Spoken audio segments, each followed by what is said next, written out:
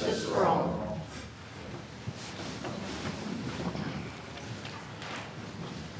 Let's start the meeting by taking a roll call attendance, please. Alderman Clemens. Yes, I am here. I am participating remotely because my wife is ill.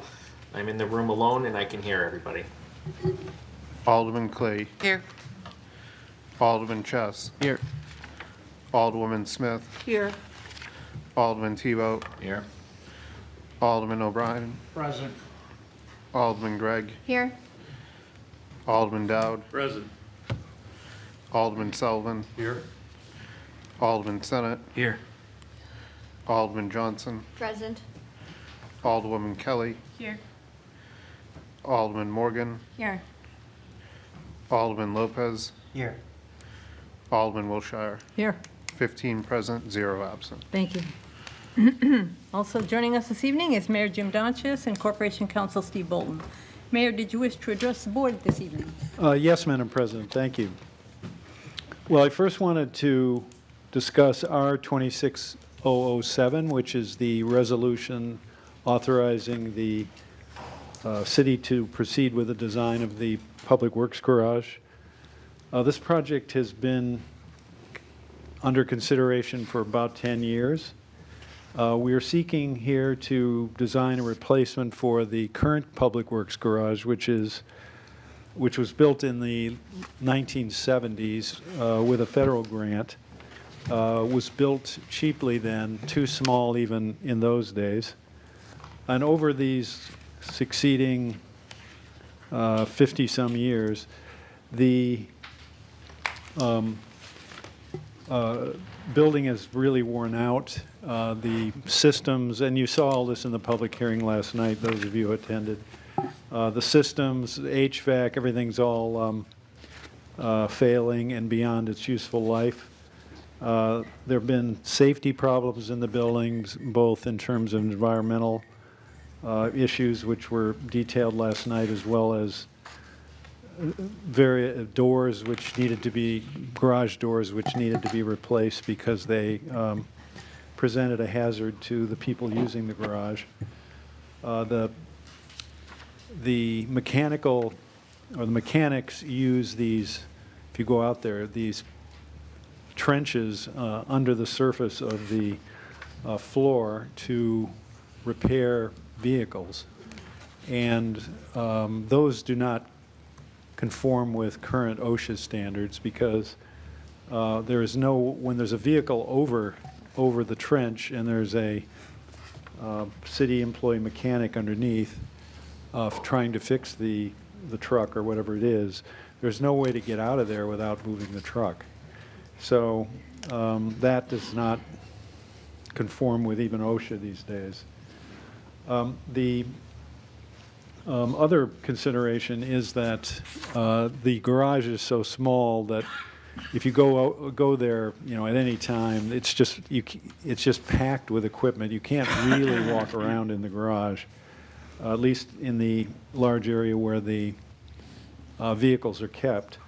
The vast majority of vehicles are kept outside, and as you heard last night in the public hearing, this shortens the useful life and condition of vehicles when they're left outdoors month after month, year after year, especially in inclement weather.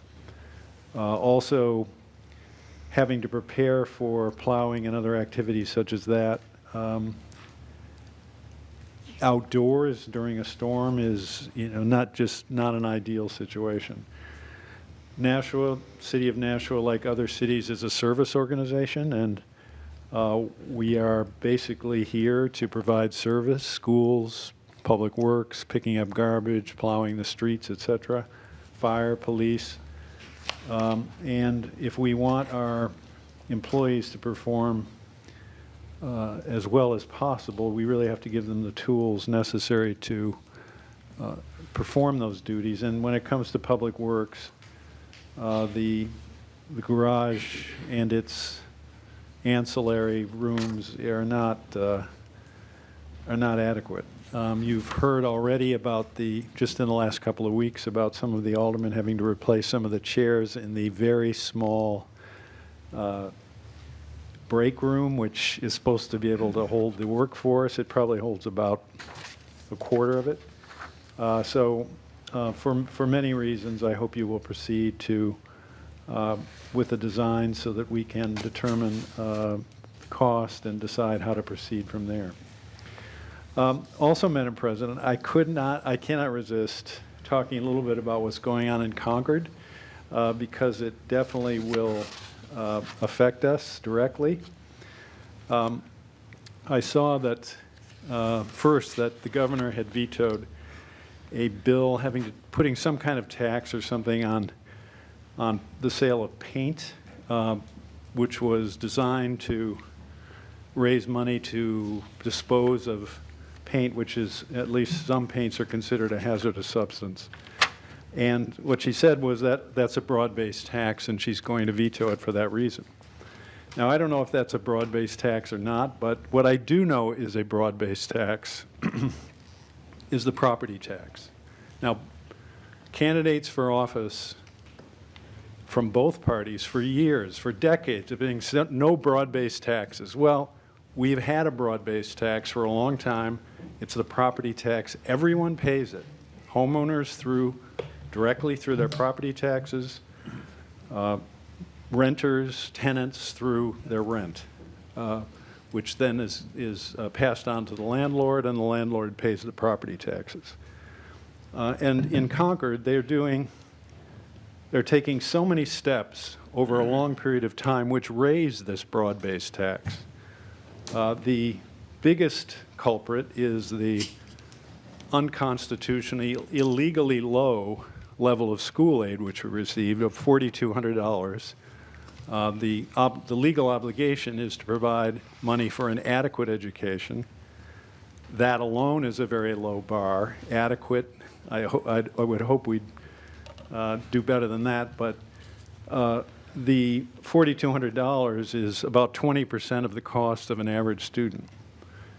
So the burden of public education is pushed onto the property taxpayers to the point where New Hampshire, among all the 50 states, in terms of the proportion of school costs paid by the state, is the lowest of all 50 states.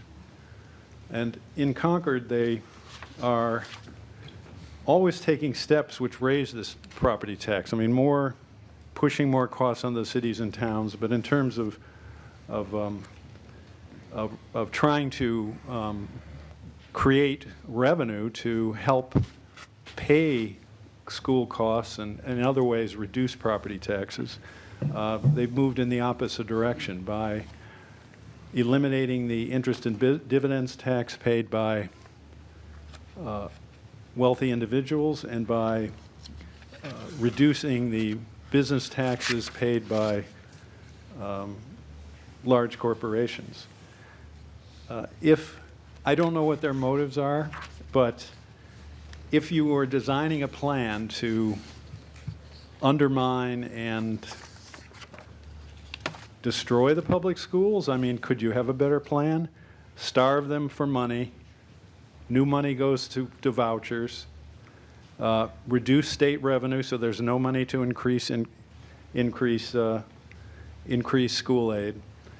And now, additionally, I don't know if you've seen that there are a group of so-called open enrollment bills pending in the legislature. Seems like some version of an open enrollment bill is going to pass. What it means is that any parent, any family, any parent in any district can enroll their student in another district. For example, a Nashua parent could enroll their kid in Hollis. And guess who has to pay for that in that example? Nashua parent puts their kid in a Hollis school. Nashua taxpayers pay Hollis to educate this Nashua child. So if 20, 50, 100, who knows, students were to leave the district and go to neighboring towns, it could be tens of thousands, hundreds of thousands, millions of dollars that Nashua would have to pay to our neighbors. So chaos, and none of the school, none of the educators, school board members, teachers, administrators, no one supports this because people who know something about education will tell you that this will create educational chaos. Hollis does, they don't want more kids, but they may have to take them. So we'll see what passes. But again, if you were trying to undermine public education, I don't know what their motives are, but if you were trying to do that, this is another good way to do it. So yes, I have gotten on the soapbox about this tonight, and that's the way it is, but I think that this, all of these steps are directly affecting us here in Nashua and could affect us more severely in the future if these trends continue. So thank you very much, Madam President. I don't disapprove of your soapbox tonight. Okay. Response to the remarks by the mayor. Alderman Clay. Thank you. Mr. Mayor, I agree with the president. I don't disagree with your soapbox.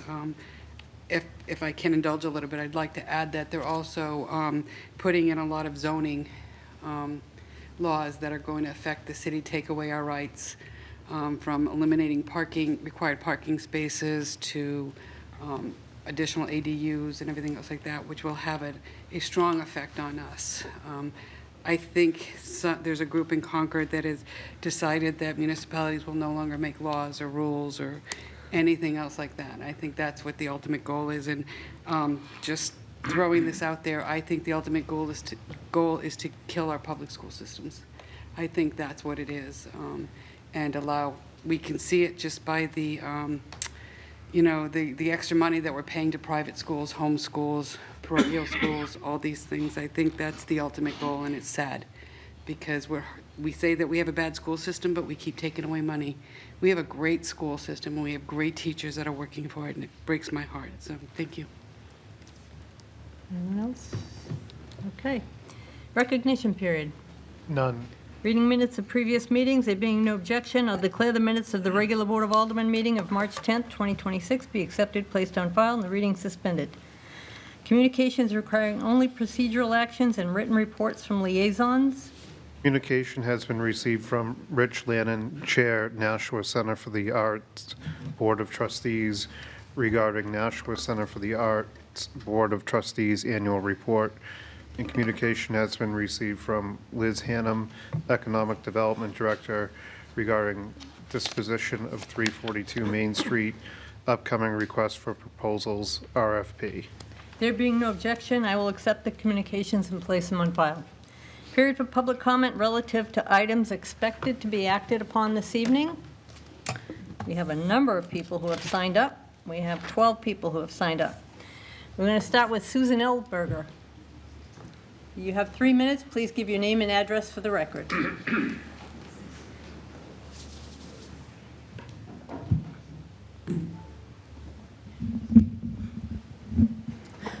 Thank you, Madam President. I am Susan Elberger.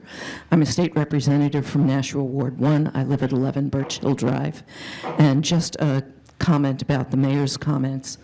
We are depleting our rainy day fund in the state at a rate that is untenable and faster than has happened before. And just for fun on the national level, the state treasury auditors, the federal treasury auditors say that the federal treasury basically is insolvent because we have slightly over $6 trillion in assets and almost $48 trillion in bills that we owe. So we have some things to think about that. But I am here today talking for the Nashua Actor-Singers, who is the largest performing arts group in the city. It's a 501c3 corporation, founded in 1955. They perform adult programs and teenage shows and children's shows. my husband Jim and I were somehow hornswoggled into supporting and working on the current show, which is The Goosebumps. Some of you may have read, some of you may have children who read it, some of you may have grandchildren who read those books. The show is going up this weekend, Friday night, Saturday night, and Sunday night at 14 Court Street. Friday night, Saturday night, Sunday afternoon, 14 Court Street. Admission is pay what you will, so we hope some of you will come and see it. They also are setting up a performance for school children from New Searles and Mount Pleasant schools on Thursday morning, which is free for those children and for the teachers who are going to be accompanying them. The actor-singers have put in a request for funding through a grant. I'm hoping that you will consider supporting that grant because of the service that we provide to the community, as well as for the joy of performing arts. Thank you. Thank you. Betsy Martell?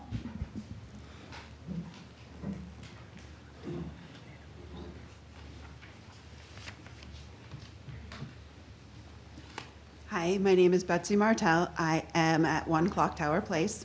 I'm the current president of Nashua Theater Guild, here in support of the Arts Commission. We did send an email. One of our very eloquent board members sent an email to Donna Graham that I was hoping could be read tonight. Is that possible? If we've already received it, there's no need to read it. Okay. I just It'll didn't- be part of the record. It will be part of the record? Okay, I Yes. wasn't sure. Yep. And as part of Nashua Theater Guild, she was very eloquent speaking. She's at rehearsal tonight, actually, for our next show. But we have been growing steadily over the last year or so. Our board members are now about 12 to 15, where in the past we were about 6. And so we have had more people audition for all of our shows lately than we've been able to cast, which is also new for us. Shows that there's a lot of people wanting to participate in the arts because the arts are good for everybody. So we're in support of the Arts Commission 100%. Without their grant, we would have a hard time putting on any shows at all. Thank you. Thank you. Elle Millar?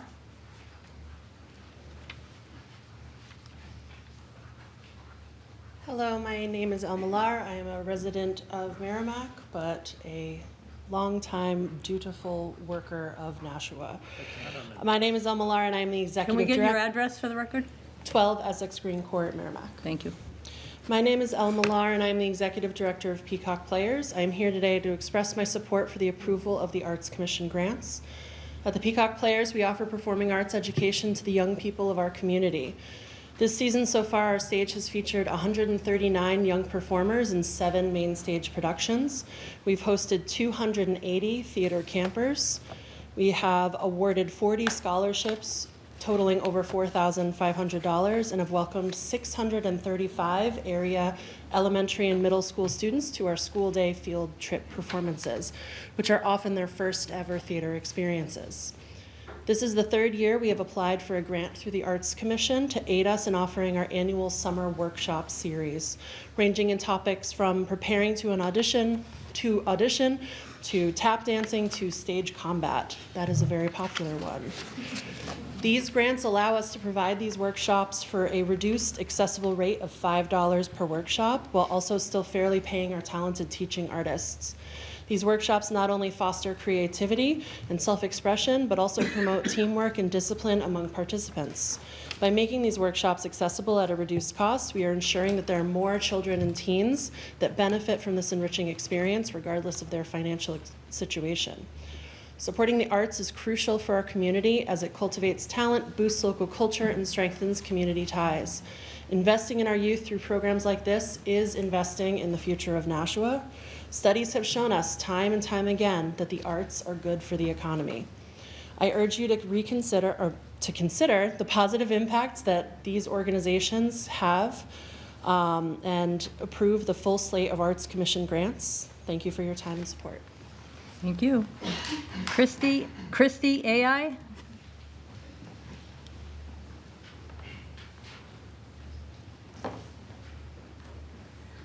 Christy Aye, 4 Cosworth Circle here in Nashua. And I am here to talk about the Warming Center in Nashua and the issues with homelessness. I know behind me, and I'll keep this very brief, there are many people who could speak with more gravitas and firsthand experience to the issue. My request for you to consider is to keep the Warming Center open beyond the April 15th date. I know it was meant to be a short-term solution for inclement weather, but it's a great place for a concerted and centralized effort to do some outreach and connect folks with resources. And again, I promise to keep my remarks short because I know there are many people behind me who can speak to this issue more clearly, but I just wanted to add my voice to the chorus. Thank you. Thank you. Gary Hoffman?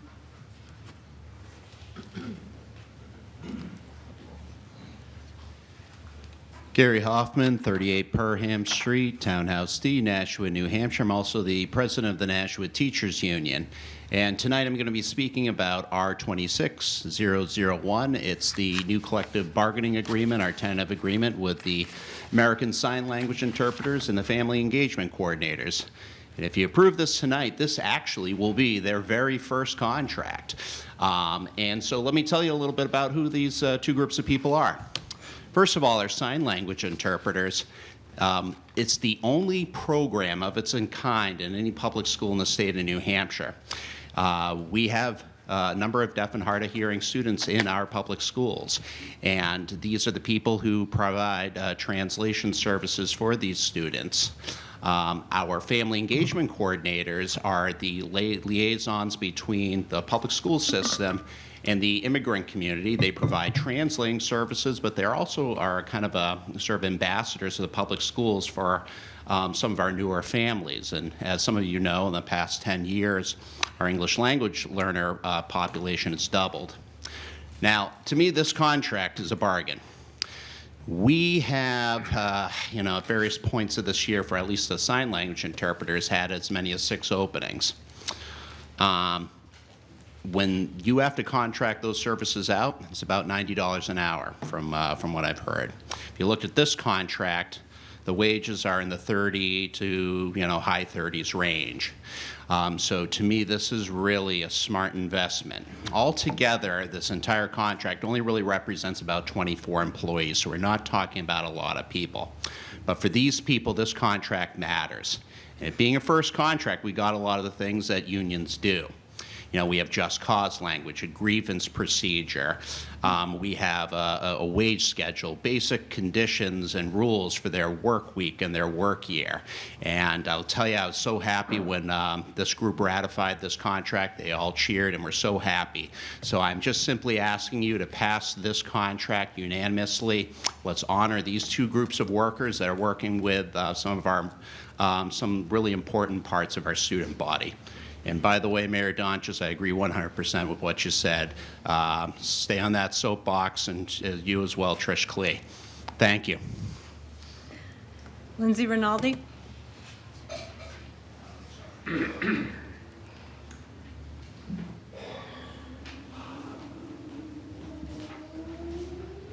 Hi folks, Lindsay Rinaldi, 37 June Street, Lowell, Mass, but longtime Nashua kiddo and work here every day, and I love it.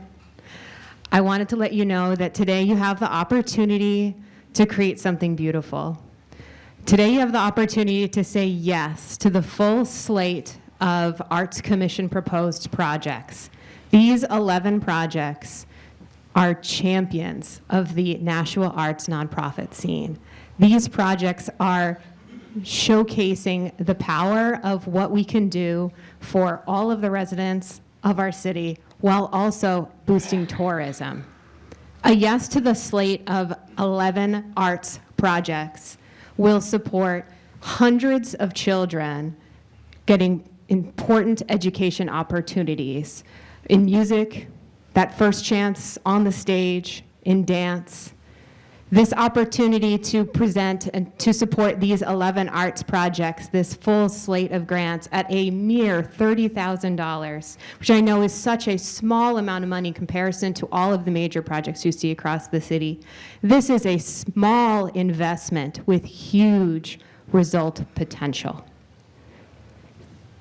Supporting these projects have the opportunity to create bring community together for our adults, to bring performing and visual arts opportunities together for our seniors, to support 8 years of the Board of Aldermen and the City of Nashua's support of the arts and culture grants to this city.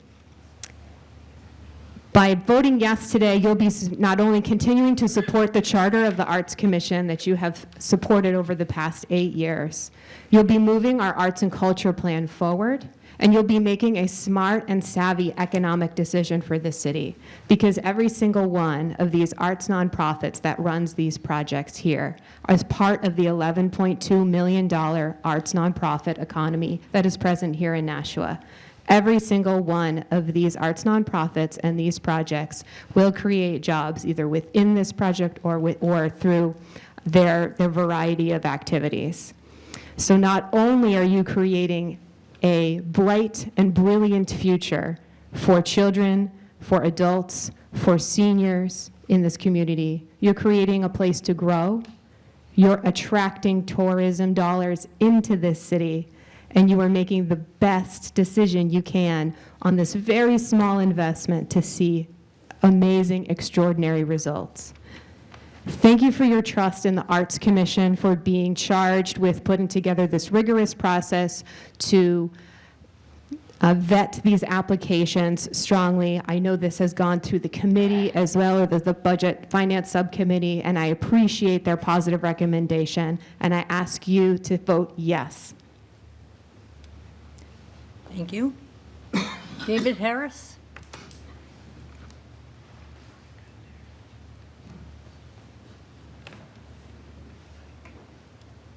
Is there David Harris?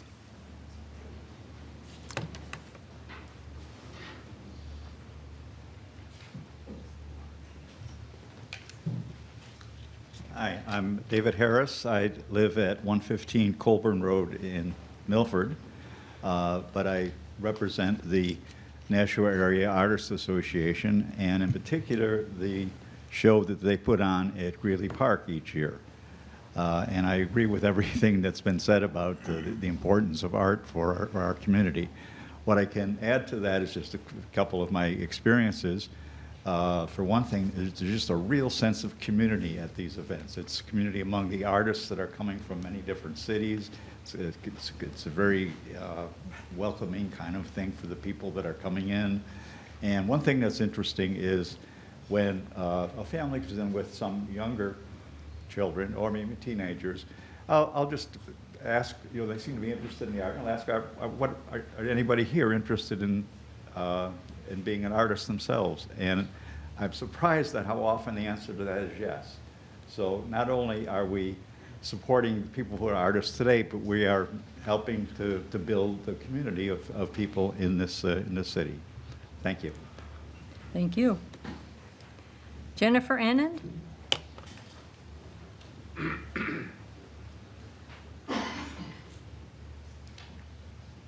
Good evening, Jennifer Anand, 90 East Hollis Street, Nashua.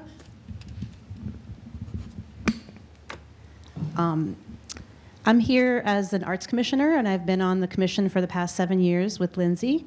I come to you today as the reviewer of grant applications, and for the past 5 years, the grant chair. It's great to have everyone here tonight to speak independently of their projects, as you can see.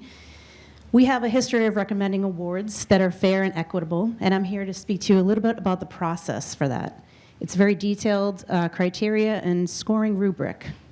What that consists of is applicants must provide proof of their 501c3 status, a certificate of good standing, a budget form. They need to provide profit and loss statements, balance sheets. There's a 5-part document that asks for an organizational overview, a program description, a funding strategy, the execution plan, the marketing plan, and the metrics they'll use for measurable outcomes. After the grants are awarded, the eligibility for the following year depends on reporting from the previous year, which asks if goals were met, how the project fulfilled the city's art and culture plan, the outcomes of the marketing and other measurable items, how many participants were served, and proof of collaboration with other organizations.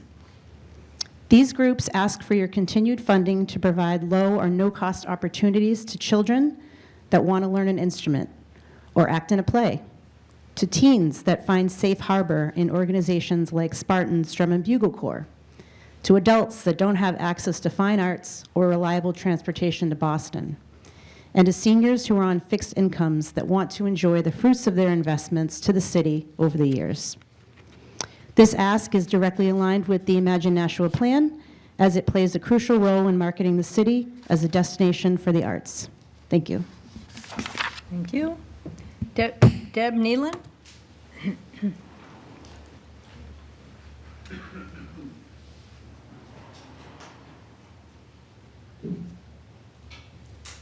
Good evening, I'm Deb Nealon, 9 Osprey Lane, Merrimack, New Hampshire.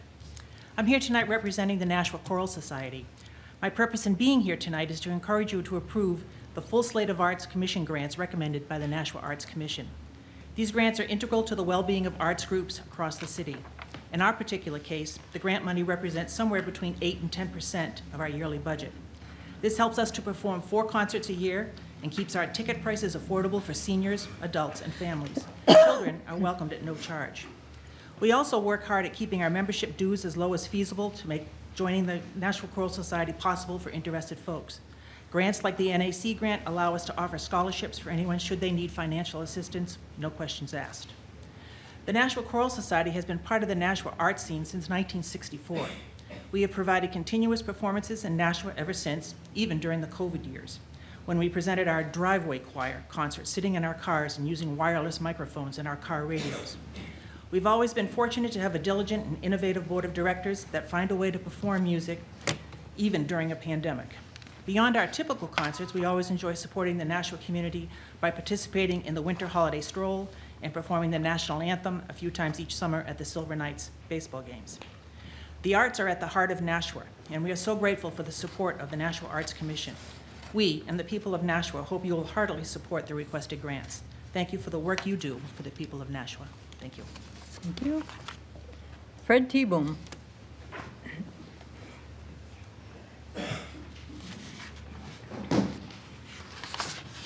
Okay, my name is Fred T-Boom, reside at 24 Cheyenne Drive.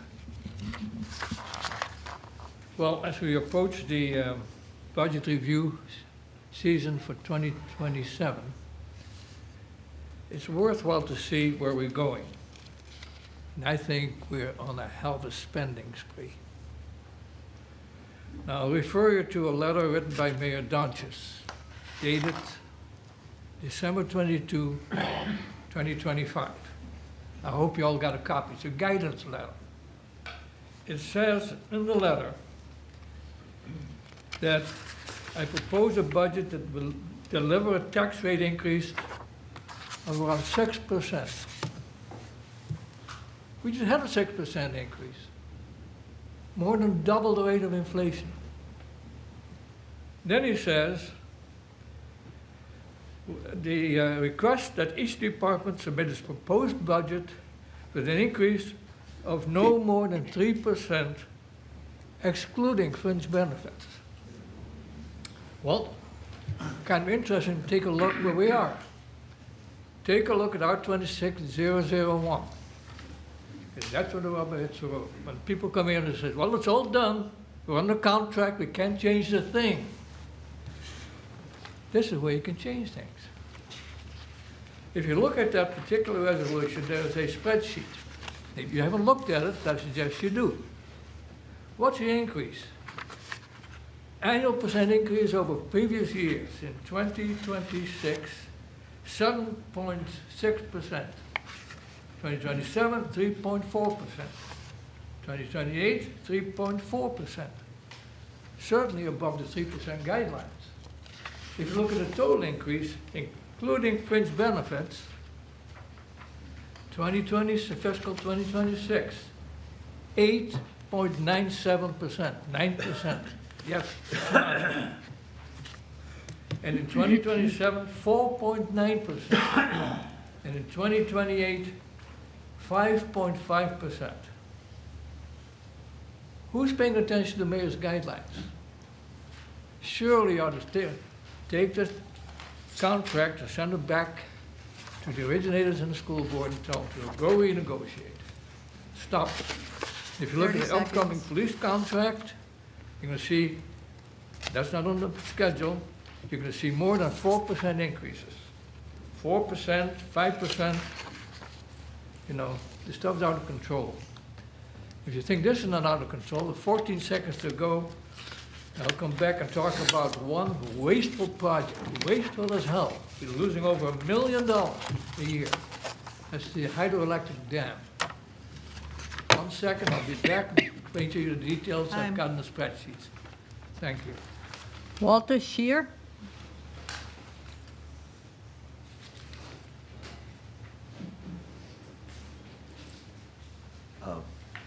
I'm Walter Scheer, 16 Tiger Road, Hudson, New Hampshire, but I've been a long time Nashua resident. I moved with my family to Nashua in 1969.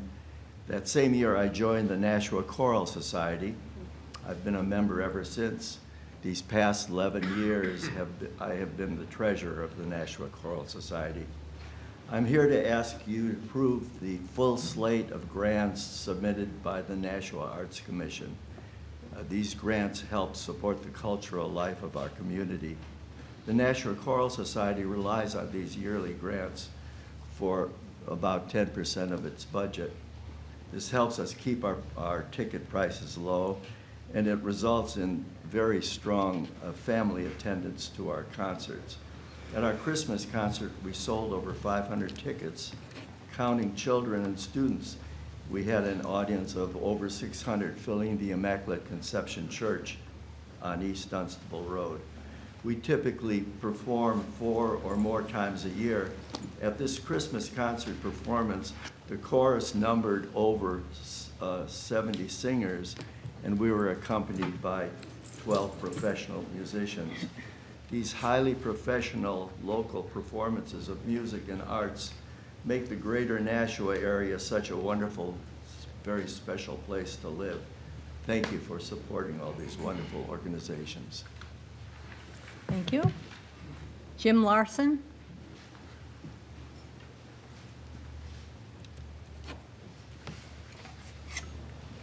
Good evening. I am Jim Larson, the director of the Nashua International Sculpture Symposium, and tonight I'm here all the way from South Portland, Maine at 650 Main Street. And I'm here to ask that you fully fund, fully support the Nashua Arts Commission with their grants, because specifically their grant allows us to host international artists in this city to make large format, public, permanent sculpture for Nashua residents. And I'll take a second to tell you why this is such a big deal. You are putting artists to work if you fund these grants. You are asking artists to work on behalf of this city, for this city, and that work stays here permanently. And for them, that work is care. They are demonstrating a version of care when they craft a piece of sculpture for our city. And that version of care stays with the piece for the entirety of its installation, permanently. And that version of care is a model for caring for this city. It shows people in public parks that they should, in fact, care for that park as a shared space, that someone came all the way across an ocean just to make something nice for that park. So please consider, as you vote, how you put artists to work and how those artists work on behalf of Nashua. Thank you. Thank you. That wraps up our first public comment period. Communications requiring final approval. Communication has been received from Liz Hannum, Economic Development Director, regarding Arts Commission spending recommendation. Alderwoman Kelly. Thank you. I'd like to make a motion to approve $30,000 to arts-related grants as outlined in the February 3rd, 2026 memo from Director Liz Hannum on behalf of the Arts Commission. I need that by roll call, and I'd like to speak to it. Alderwoman Kelly. Thank you. I am on the Budget Committee, and we walked through this, but I also just wanted to commend the Commission for the work that they do. I am a longtime lover of the arts, and when I brag about my city, I talk so much about all of the vibrant arts community and organizations that we have here. I think it's just a true gem, and I appreciate that we do invest in this as a community. So I hope everybody will support it as well. Alderman Clay. Thank you, Madam President. I want to agree with my colleague who just spoke. In previous years, I was the aldermanic liaison to this committee, and I can tell you that they work very hard to make this determination, to work very difficult, the difficult decision as to who can get what, to speak to them about whether or not the monies that they get will be sufficient, et cetera. The other thing I want to kind of add to this is something that you heard people talking about for the benefit of students and for the people of all ages. I'm going to kind of focus a little bit on students. More and more money are being cut from our schools. What tends to get cut from the schools are not sports programs, but arts programs. So that means our children, and don't get me wrong, I know Nashville school system will do everything they can to keep arts with the students, but that tends to be the low-hanging fruit that gets cut. We have these other groups of people that are kind of helping with different things like that. They do great programs with children to encourage this love of art, performance art, physical art, and so on. So I really think it's important that we do fund this. Thank you. Okay. Alderman Morgan. Thank you, Madam President. I wanted to commend the chair of this committee and being the aldermanic liaison. The reason why we saw so many people come out and speak tonight is because the state of New Hampshire cut the arts funding down to 100 pennies. That's $1 for all of the arts organizations. So if you're surprised to see so many people coming out to fight for this $30,000, that is why. And also how refreshing it is to see such a large show from our constituents to come out and speak in favor of something. And Madam President, if I may, through you to Corporation Council. Yes. I am the president of Positive Street Art. Do I need to abstain from this vote? You need that. Thank you. Okay. Seeing no one else, would the clerk call the roll, please? Alderman Clemmons. Yes. Alderman Clee. Yes. Alderman Chess. Yes. Alderwoman Smith. Yes. Alderman Tebow. Yes. Alderman O'Brien. Yes. Alderman Gregg. Yes. Alderman Dowd. Yes. Alderman Sullivan. Yes. Alderman Senate. Yes. Alderman Johnson. Yes. Alderwoman Kelly. Yes. Alderman Morgan. Yes. Alderman Lopez. Yes. Alderman Wilshire. Yes. 15 yeas, 0 nays. And that motion carries. Communication has been received from Mayor Jim Donchis regarding multi-year contract award, Employee Assistance Program Provider. Alderman Clee. Thank you, Madam President. I'd like to motion to accept, place on file, and award a 3-year contract to CompSci as the city's Employee Assistance Program, EAP, that will improve access to services, expanding counseling supports, and assist with early intervention resources in the amount not to exceed $61,240. Funding will be through Department 113 Benefits, Fund Benefits, Self-Insurance Fund /52 Fringe Benefits by roll call. And may I speak just quickly? Alderman Clee. Thank you. One of the things that I want to add is that this contract is, and the new vendor is the same cost and more benefits to our employees to help them. And in the long run, it has the potential of cutting costs with people going outside. Because this is an inside program, so there's less cost to it and so on. It gives them 10 visits as part of this program without having to go outside, which would cost us more money. So I think that this is something we should strongly support. Thank you. You've heard the motion. Further discussion? Seeing none, will the clerk call the roll, please? Alderman Clemmons. Yes. Alderman Clee. Yes. Alderman Chess. Yes. Alderwoman Smith. Yes. Alderman Tebow. Yes. Alderman O'Brien. Yes. Alderman Gregg. Yes. Alderman Dowd. Yes. Alderman Sullivan. Yes. Alderman Senate. Yes. Alderman Johnson. Yes. Alderwoman Kelly. Yes. Alderman Morgan. Yes. Alderman Lopez. Yes. Alderman Wilshire. Yes. 15 yeas, 0 nays. And that motion carries. Communication has been received from Mayor Jim Dontress regarding $1 million contract award, hydropower engineering change order number 5. Alderman Sullivan. Thank you, Madam President. I'd like to make a motion to accept and place on file and approve change order number 5 to the Verdantis contract to support additional scope for the contract that includes water quality studies to be performed in accordance with the New Hampshire DES issued water quality certification requirements in the amount not to exceed $196,942. Funding will be through Department 170 Hydroelectric Operations Fund, Mine Falls Trust /53 Professional and Technical Services by roll call. Okay, you've heard the motion. Discussion on that motion. Seeing none, would the clerk call the roll, please? Alderman Clemmons. Yes. Alderman Clee. Yes. Alderman Chess. Yes. Alderwoman Smith. Yes. Alderman Tebow. Yes.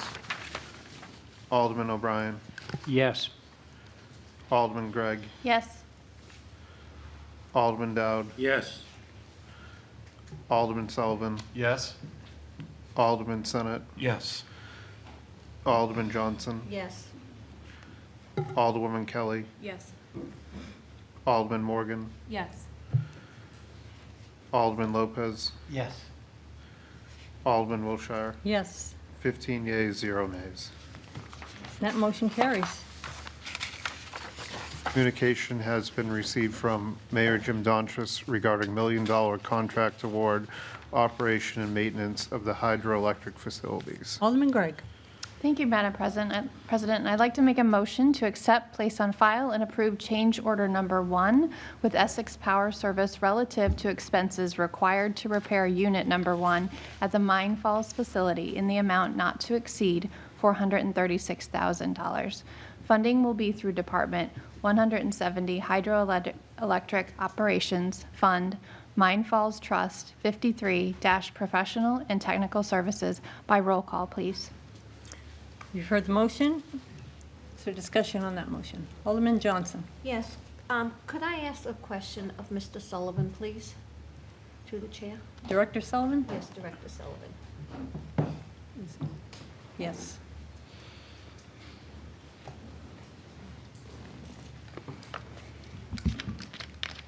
Hi, thank Hello. you. Yep. When this hydroelectric, the turbo, is repaired, how much in revenues do we get? So it's important to note for the record that this facility is measured across the entire facility. We don't review revenue based on a specific turbine. As I've said at previous meetings, the revenues at this facility have ranged anywhere between $500,000 to $1.5 million. In some years, we've gone slightly above that as well. So I said 1.7 at the time. It's difficult to say exactly what revenue we're going to receive in the future, Alderwoman Johnson. It's impossible to say, in fact. We don't know what the precipitation will look like in the spring season. We have no idea what the flows will look like as a result of that. It simply is not possible to answer that question. And it's something that, frankly, the manager, Ms. Chisholm, and I go back and forth about all the time as we're looking at projecting revenue for future years. I'm sort of constantly pushing to project more revenue, and she's constantly, and rightfully so, pulling me back because of the volatility of these facilities based on precipitation and natural weather patterns. So it's impossible to answer your question. All I can say is that across a year, that's our general revenue at the facility. What I also know is that our highest revenue seasons tend to be our snow melt spring season when it's wet. And then sometimes it can be wet, in the winter season or in the fall season as well, or during a particularly rainy summer. So it's really difficult to say, and I don't want that to sound as like a dodgy answer, but it's precipitation and it's unpredictable. Thank you very much. Thank you. Seeing no further discussion, would the clerk call the roll, please? Alderman Clemmons. Yes. Alderman Clee. Yes. Alderman Chess. Yes. Alderwoman Smith. Yes. Alderman Tebow. Yes. Alderman O'Brien. Yes. Alderman Gregg. Yes. Alderman Dowd. Yes.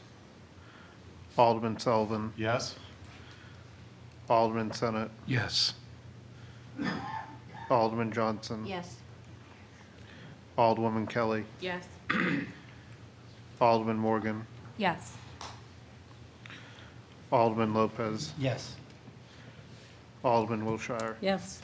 15 yeas, 0 nays. And that motion carries.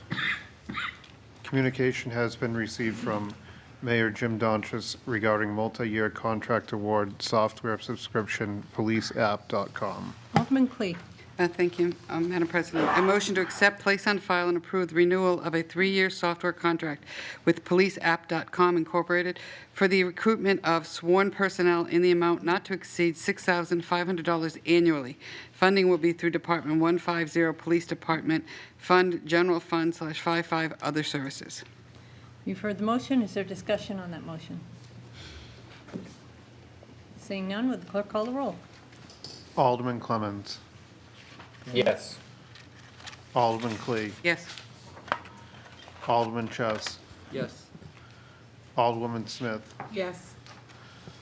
Alderman Tebow. Yes. Alderman O'Brien. Yes.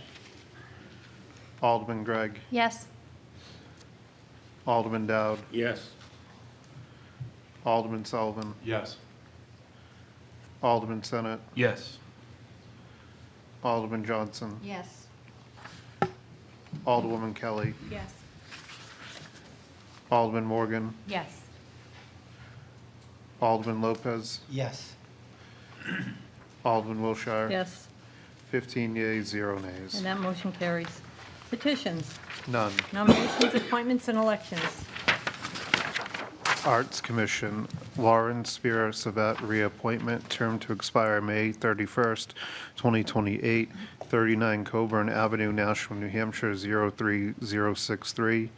Sarah Caesar, reappointment, term to expire April 1st, 2028, 15 Pike Street, Apartment B, Nashua, New Hampshire, 03060. Cultural Connections Committee, Jocelyn Kuczynski, new appointment, term to expire April 14th, 2029, 179 Pepperell Road, Hollis, New Hampshire, 03049. Planning Board, Lawrence Hirsch, reappointment, term to expire March 31st, 2029, 12 Salmon Brook Drive, Nashua, New Hampshire, 03062. There being no objection, I'll accept the appointments by the mayor as read and refer them to the Personnel Administrative Affairs Committee. Reports of committees. There being no objection, I'll declare the report of the February 25th, 2026 joint meeting, Committee on Infrastructure and Board of Public Works be accepted and placed on file. There being no objection, I'll suspend the rules to allow for the oral report of the Budget Review Committee meeting held Monday, March 23rd regarding proposed amended resolutions R26-3 and R26-7. Alderman Dowd. Yes, last night at the budget meeting, we had voted on both of these resolutions. On R26003, it was unanimous, and after discussion, and on R26007, it was 6-1 in favor. So the positive recommendation of both these resolutions came from the Budget Committee. Thank you. Joint convention with Woodlawn Pinewood Cemeteries Board of Trustees. There being no objection, I will declare that the Board of Aldermen meet in joint convention with the Woodlawn Pinewood Cemetery Trustees for the purpose of electing 2 trustees and call for nominations.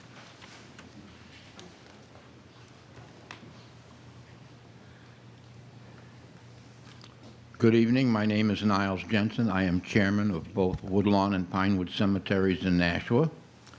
and we have 2 candidates to be elected to 5-year terms to expire in 2030. And they are, very simply, Mark Colomb and Todd Whitney. Thank you very much.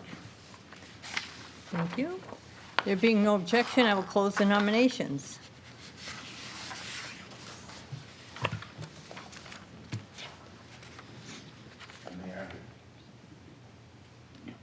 And call for the vote. Oh, I'm I'm sorry. Alderman Clemmons. Todd Whitney and Mark Cologne. Alderman Clee. Todd Whitney and Mark Cologne. Alderman Chuss. Todd Whitney and Mark Cologne. Alderwoman Smith. And Todd Whitney and Cologne. Alderman Tebow. Todd Whitney and Mark Coulombe. Alderman O'Brien. Todd Whitney and Mark Coulombe. Alderman Gregg. Todd Whitney and Mark Cologne. Alderman Dowd. Todd Whitney and Mark Cologne. Alderman Sullivan. Todd Whitney and Mark Cologne. Alderman Senate. Todd Whitney and Mark Coulombe.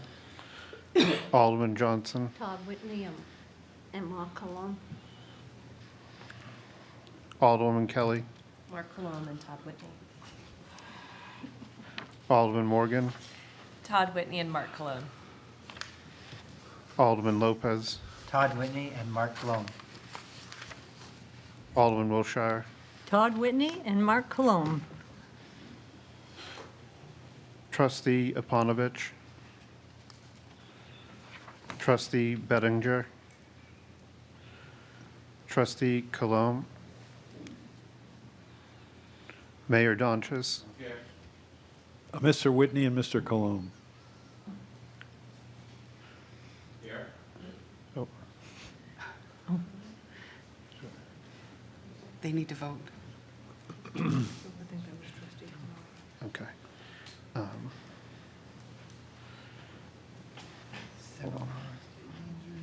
Okay. Trustee Farwell. Todd Whitney and Mark Coulombe. Trustee Jensen. Mark Colomb and Todd Whitney. Trustee McLaughlin.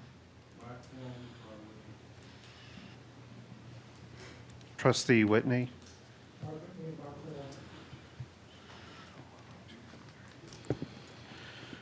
Trustee Aponovich. Trustee Bettinger. Trustee Cologne. Todd Whitney and Mark Coulombe.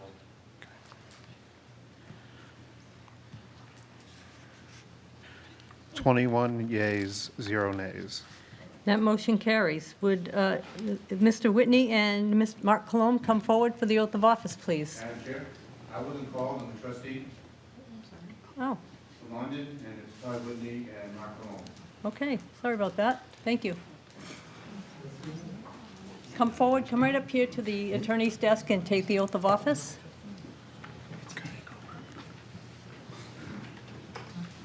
Raise your right hand, please. You solemnly swear that you will faithfully and impartially discharge and perform all of the duties incumbent upon you as trustee of the Woodlawn Pinewood Cemetery Board of Trustees, according to the best of your abilities and agreeably to the rules and regulations of the city charter and the Constitution and laws of the state of New Hampshire, so help you God. Thank you.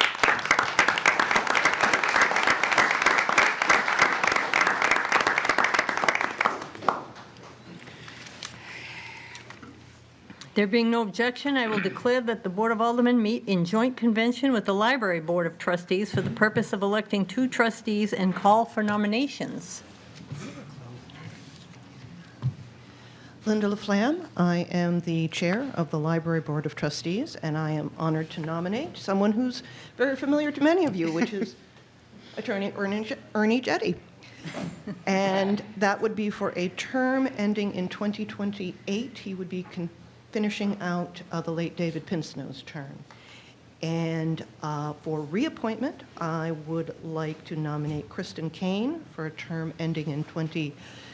33. Kristen has been familiar to you. She's made several presentations about our renovation plans and projects. So thank you for considering. There being no objection, I will close the nominations and call for the vote. Alderman Clemmons. Kristen Kane and Ernest Jetty. Alderman Clee. Christine Kane and Ernest Jetty. Alderman Chess. Kristen Kane and Ernest Jetty. Alderwoman Smith. Kristen Kane and Ernest Jetty. Alderman Tebow. Kristen Kane and former Alderman Ernest A. Jetty. Alderman O'Brien. Kristen Kane and Ernest Jetty. Alderman Gregg. Kristen Kane and Ernest Jetty. Alderman Dowd. Kristen Kane and Ernie Jetty. Alderman Sullivan. Kristen Kane and Ernest A. Jetty. Alderman Senate. Kristen Kane and Ernie Jetty. Alderman Johnson. Kristen Kane and Ernest Jetty. Alderwoman Kelly. Ernest Jetty and Kristen Kane. Alderman Morgan. Ernest Jetty and Kristen Kane. Alderman Lopez. Kristen Kane and the Honorable Ernest Jetty. Alderman Wilshire. Kristen Kane and Ernie Jetty. Trustee Dresner. Kristen Kane and Ernest Jetty. Trustee Jaquith. Kristen Kane, Ernest Jetty. Trustee Kane. Trustee Kennedy. Kristen Kane and Ernest Jetty. Trustee Kuna Paridi. Trustee Laflamme. Mayor Donches. Ms. Kane and Mr. Jetty. 20 yeas, 0 nays. And that motion carries.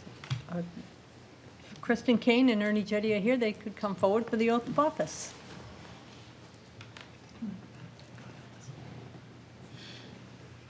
Raise your right hand, please.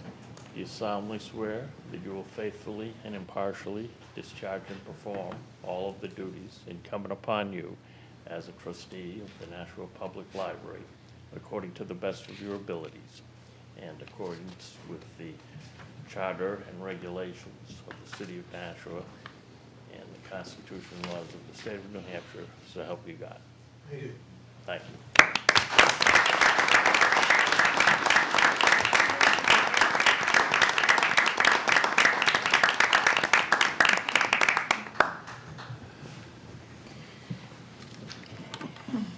Confirmation of mayor's appointments. None.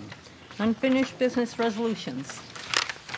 Second reading of R-26-001, approving the cost items of a collective bargaining agreement between the Nashua Board of Education and the Nashua Teachers Union Local 1044 AFT AFL-CIO Unit E, interpreters for the deaf and hard of hearing in Unit F, family engagement coordinators from July 1st, 2025 through June 30th, 2028.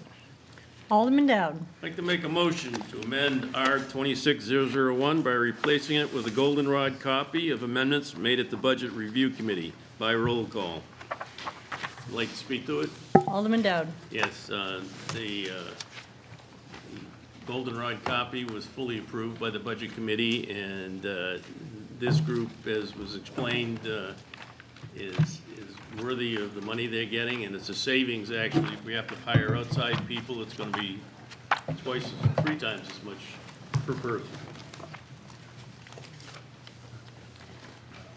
Motion is to amend. Will the clerk call the roll, please? Alderman Clemmons. Yes. Alderman Clee. Yes. Alderman Chess. Yes. Alderwoman Smith. Yes. Alderman Tebow. Yes. Alderman O'Brien. Yes. Alderman Gregg. Yes. Alderman Dowd, Yes. Alderman Sullivan, Yes. Alderman Senate, Yes. Alderman Johnson, Yes. Alderwoman Kelly, Yes. Alderman Morgan, Yes. Alderman Lopez, Yes. Alderman Wilshire. Yes. 15 yeas, 0 nays. And that motion carries. Alderman Dowd. I'd like to make a motion for final passage of R 26001 as amended by roll call. Discussion, Alderman Tebow. Thank you, Madam President. I want to thank former Alderman T-Boom for giving us a cliffhanger, because I'm really excited to see what he's going to say later. But I wanted to know if we could have the union president, Mr. Hoffman, come up and kind of talk through a little bit of some of the numbers that were thrown out there. And this is the first time that they've had a contract like this, so there shouldn't be necessarily increased percents. Correct? Can we have Mr. Hoffman come up and speak to that? Yes. Oh, the superintendent, whoever wants to speak to that would be great. I just want to see if the numbers are truthful or not. Numbers are always truthful. So Mario Andrade, Superintendent of Schools. So thank you for the question.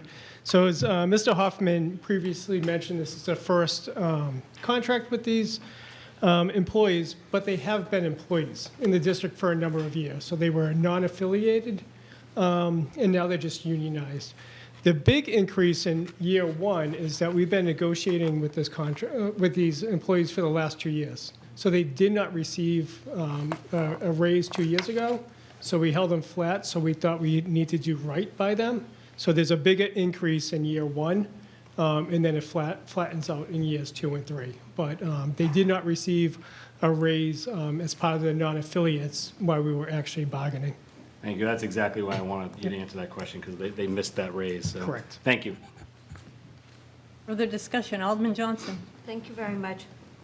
I usually do not vote on a lot of these contracts because I think the percentages in the increases is a little bit high. But I'm going to vote on this one because I used to be the chair of Operations and Finance. Or did I get it backwards? It's been a while since I was on the Board of Ed. And contracts would come before us, and I would see what was going on with some of the teachers and why we had to outsource some of this to agencies. And this was one of them. And when you think about it, we need these teachers for the deaf and hearing impaired.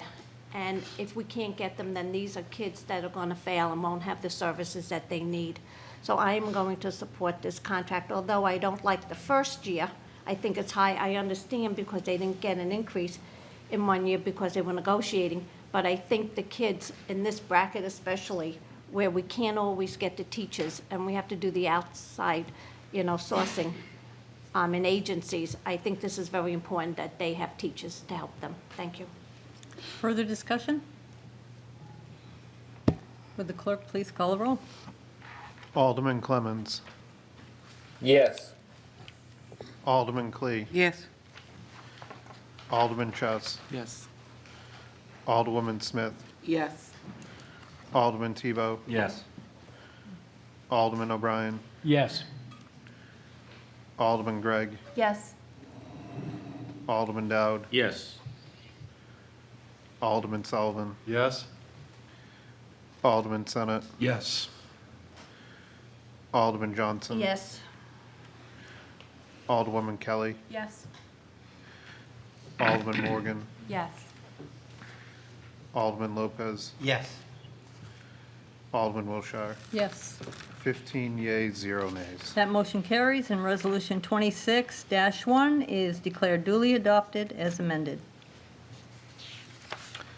Second reading of R-26-003 amended relative to the supplemental appropriation of $15,000 of assigned fund balance into Department 161 Streets, account 51300, overtime, and $40,000 of assigned fund balance into Department 177 Parks, account 51300, overtime for the intended purpose of covering expenses related to the cleanup and maintenance of Main Street, the riverfront, and the Library Walk. Alderman Clemmons. Thank you, Madam President. I move for final passage of R 26003 amended by roll call. You've heard the motion. Is there discussion? Alderman Lopez. I just want to double check to anybody who would know. The library walk refers to this, the alleyway that leads from Main Street to the library, right? Because I've heard the trail also refer to the library walk. Goes along the river? Not along the river. Okay, so it's not the river one, gotcha. Liz Hannum, Economic Development Director. That is correct. So that is the library walk. The river walk that is behind the library is still part of the river walk portion. Okay. Well, sorry, just to clarify, it says the riverfront. Is the whole river walk part of this or no? Sorry for making come back. Yes, it is. So the Riverwalk, Main Street, and the Library Walk, as well as some of the side streets as they need it. Alderman Chess. Just a general, I guess, question to the board and in general. The way I understood it based on a previous public hearing is that this is, the cleanup is something that's funded in future years. It's already funded in the future, and this is just for basically starting that 4 months earlier, and we're effectively paying a 50% premium because we don't have the extra employees on hand yet. So we need to pay 50% extra just for a 4-month head start. Liz Hannum, Economic Development Director. It's not quite that case because the budget for fiscal year 27 has not been approved yet. We do plan to put it in that so that it can be approved by you in the coming months. But this would get us started to do the spring cleaning, which is kind of the most important piece of it, from April 1st to June 30th. And then assuming that it gets approved through the budget process, then we would pick it up as a full-time employees versus having to hire additional people and then having to fire them if we didn't get it approved through the budget in July.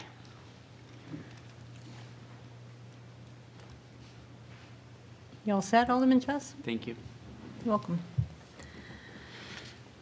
Anyone else?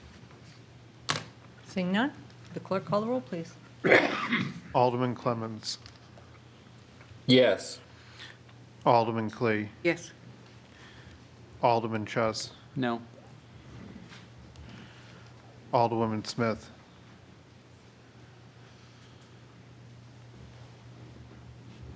I'm sorry. For the cleanup of Main Street. Okay, yes. Alderman Tebow. Yes. Alderman O'Brien. Yes. Alderman Gregg. Yes. Alderman Dowd. Yes. Alderman Sullivan. Yes. Alderman Senate. Yes. Alderman Johnson. No. Alderwoman Kelly. Yes. Alderman Morgan. Yes.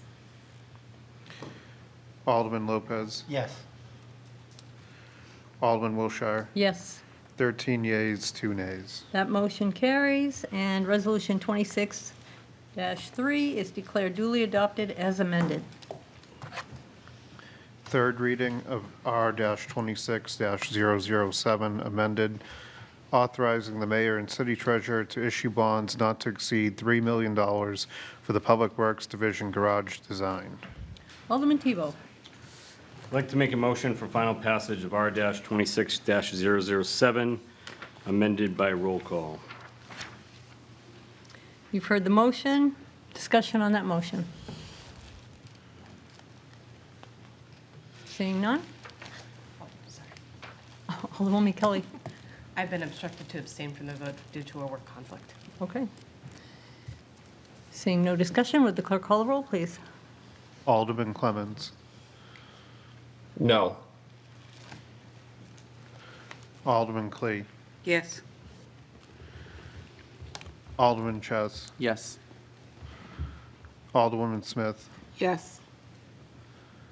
Alderman Tebow. Yes. Alderman O'Brien, Yes. Alderman Gregg, Yes. Alderman Dowd, Yes.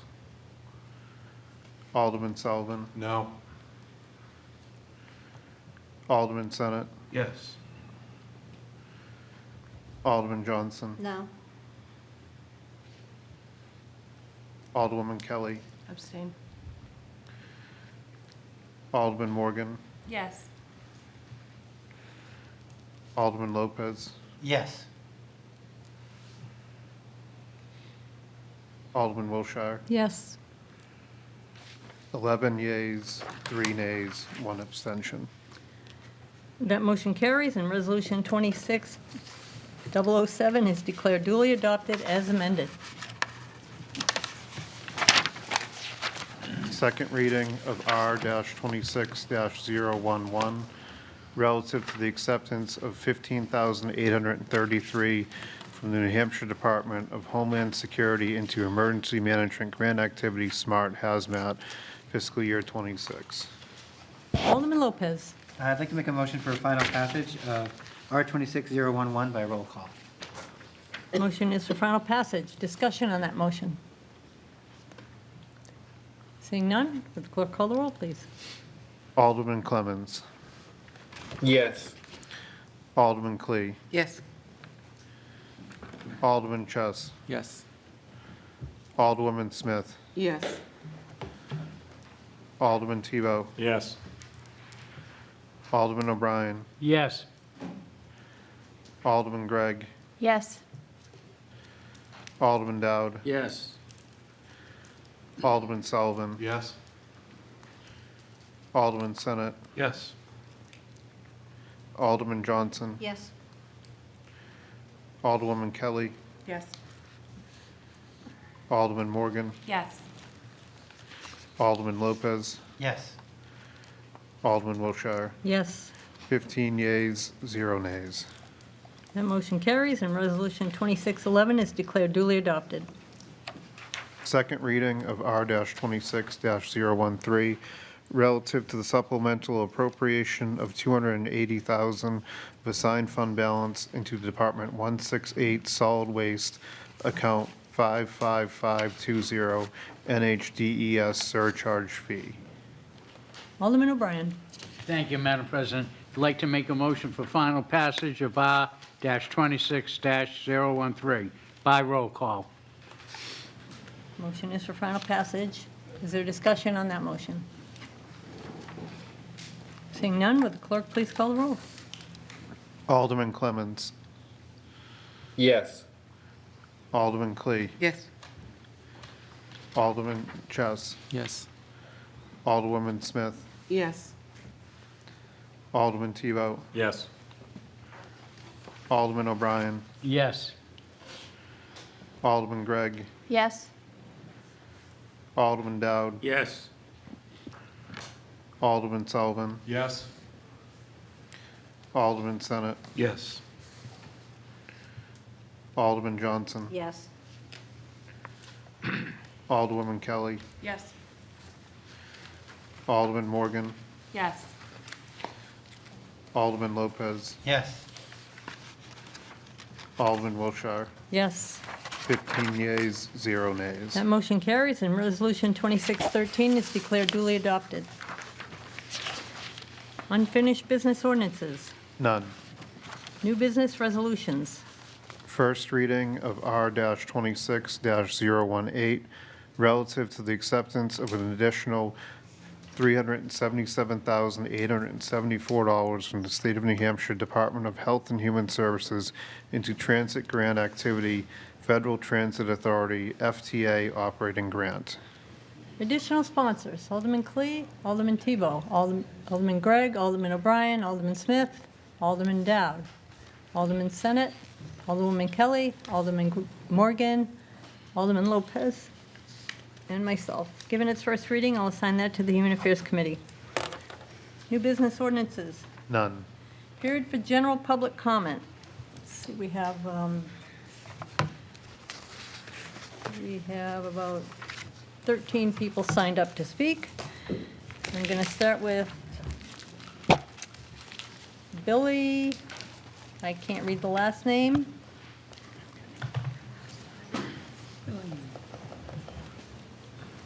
Thank you. Name and address for the record, please. Billy Dalmalin, 150 Manchester Street. I'm here to talk about the fact that this board is trying to close down the Elm Street warming station. Around 5 months ago, the board passed bills criminalizing the act of camping on public grounds and further restricting where and when people may park their campers and recreational vehicles. These came after complaints arose from the local businesses about the unhoused population. Proponents have argued that these bills will attempt to drive down the negative effect that the unhoused appear to have on their businesses. It will help keep our public spaces cleaner and safer, and that it will generally have a positive impact on our community, which I disagree with. Firstly, with the warming station shut down, where do you think the unhoused will go? The National Soup Kitchen and Shelter, the family units, the Southern New Hampshire Rescue Mission with the Hope Center and Mercy Center for Women and Men, respectively, along with wherever else provides shelter for the unhoused, only has limited capacity and are frequently at capacity.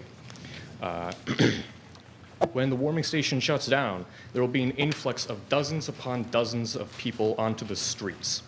Now, criminals for the act of being too poor to afford a home. While the camping ban does not explicitly involve jail time, you know that it can and will, especially given that some unhoused people have mental illnesses that can make them more violent or reactionary. So when police come in trying to shut their shit down and tear everything down, push them away, they could react negatively and be thrown in prison for it. The anti-camping measures passed will force people to move from camping spots before they receive a fine. What if they can't immediately? What if they move to a new spot and receive a fine for camping anyways, because prior to them arriving, they had received warnings? And overall, why are you taxing the poor in efforts to get them to move into a house, to find a home? How is this reasonable for you? Do you think that taking their money will give them an easier way to find a home? Maybe you, with your government positions and jobs and expendable income, can afford a fine of $100 or more. These people cannot. They are struggling to survive. I don't know about any of you, but I, alongside many of my comrades here in the stands, interact and support with these people regularly. There are those who cannot afford their groceries. There are those with crippling illnesses and who are too old to work.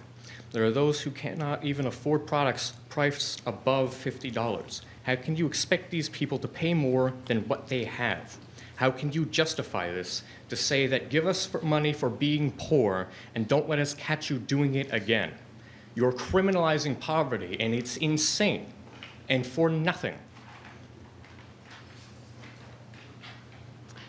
Ben Heaney?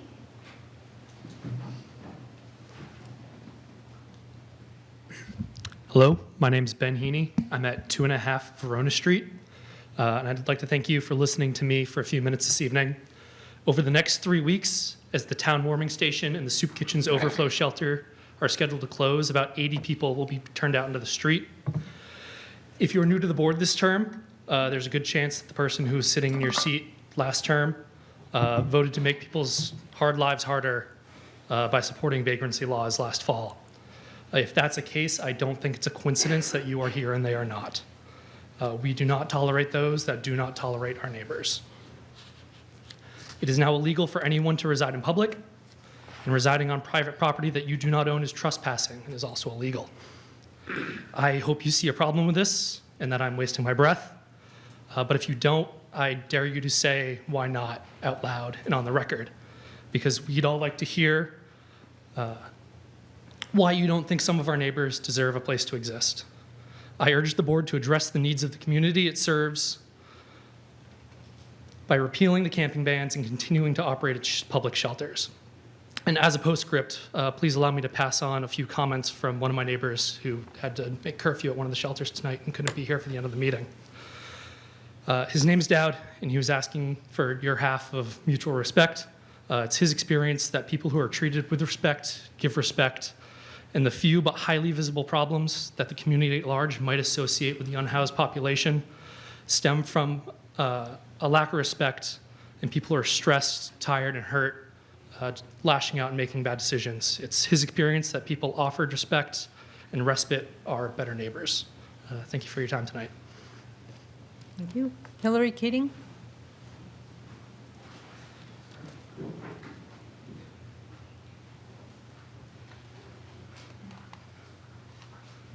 Hi, I'm Hillary Keating, and I live at 5 Coburn Woods Drive in Nashua, and I'm a member of GSOP.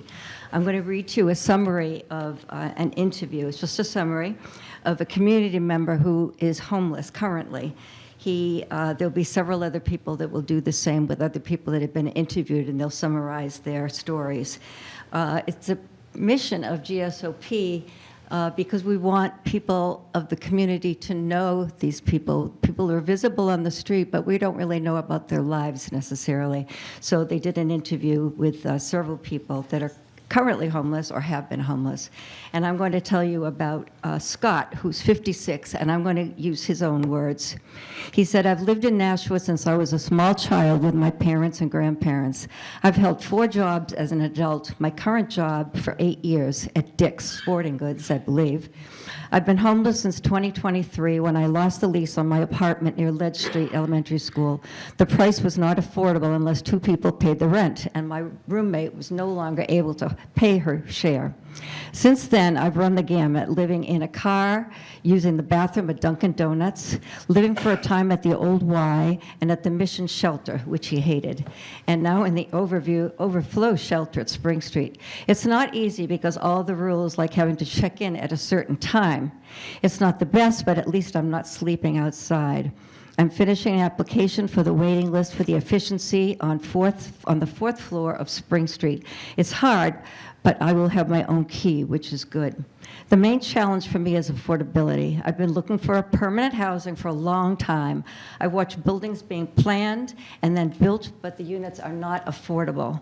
The hardest part is not knowing where you'll sleep the next day, where you will eat. I just want a place to lay my head. This time without a home has changed my perspective. Before I lost my housing, I had a routine.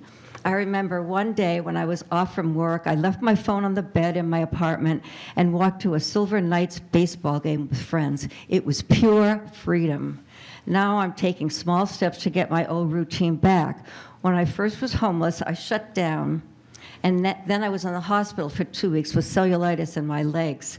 When I got out, I began to open up to other people and was amazed at the number of people who asked me, "How are you doing?" There are some good people out there. I've been back to Good Shepherd Church 7 or 8 times, and I remember the old pastor there. I've met some decent people that I will know for life, I'm sure. My advice, don't be afraid to ask for help. This has been an eye-opening thing for me. Anyone can end up in this situation, but to rely on other people is good. So please think about Scott and the warming shelter, please. Sister Rosemary Burnham?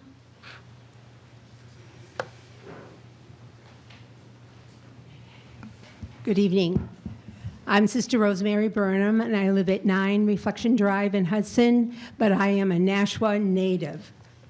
And I am a Sister of Mercy and a member of GSOP. And the Sisters of Mercy have been involved in housing issues for many years, alone and as part of housing initiatives.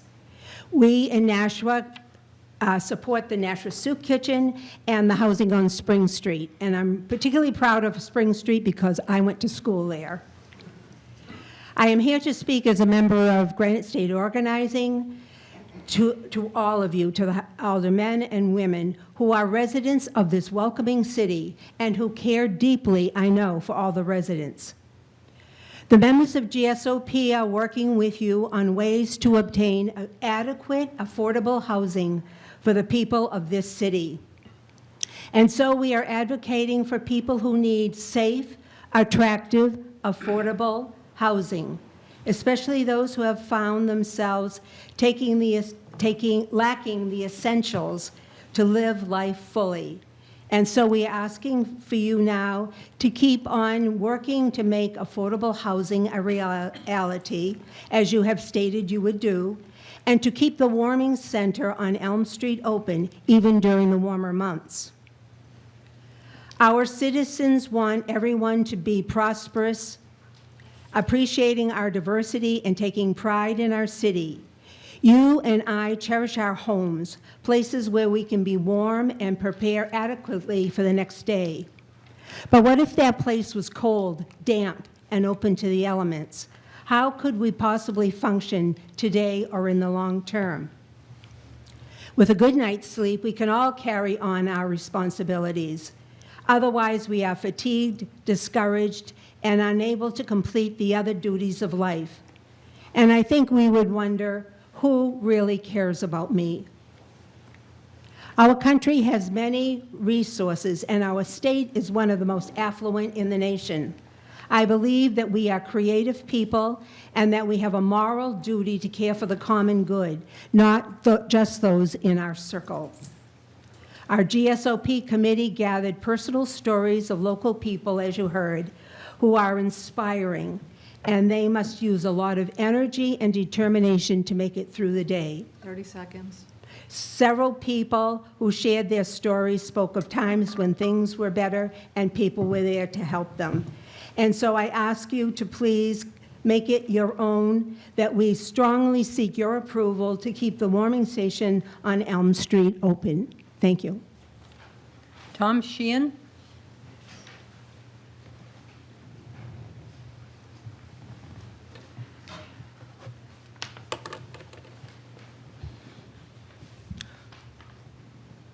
Tom Sheehan, 13 Oneida Circle in Nashua. I'm here on behalf of an anonymous person who is unhoused and wishes to offer some testimony. I'm with the GSOP, and I will now read this. I have lived in Nashua 8 years. I had a car. I worked for Instacart part-time for a year, then lost the car and began scrambling for work. But I am resourceful. I worked for Sam's Club as a demonstrator in 2024 and used an electric scooter for DoorDash. In 2024 and 2025, I shoveled snow.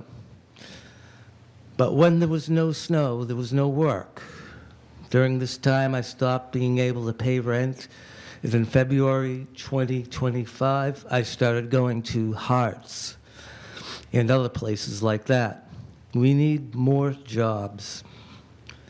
Now I'm staying at the Mission. I like it there because they have rules, especially about showing mutual respect. They do not tolerate people with attitude who show disrespect. People need to have more respect for each other. We need more programs to teach respect.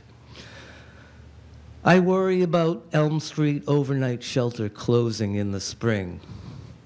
It's a place of last resort for people, the last beacon of hope for people who have to leave the other shelters at the Mission and Spring Street. It needs to be open as a cooling station in the summer to keep people from congregating in outdoor spaces, like last summer, where there were too many people without rules, people who don't have respect for each other, and trouble starts. What keeps me going is being at peace with myself and serving others. I get up in the morning, put others first, for example, waiting in line at the soup kitchen. Even if I don't like them, I try to respect them. I have faith in a higher power. I would love people to know that there are a lot of homeless people who are clean and just read. 30 seconds. And that we need more mutual support. So, thank you for listening. Thank you. Fred T-Boom?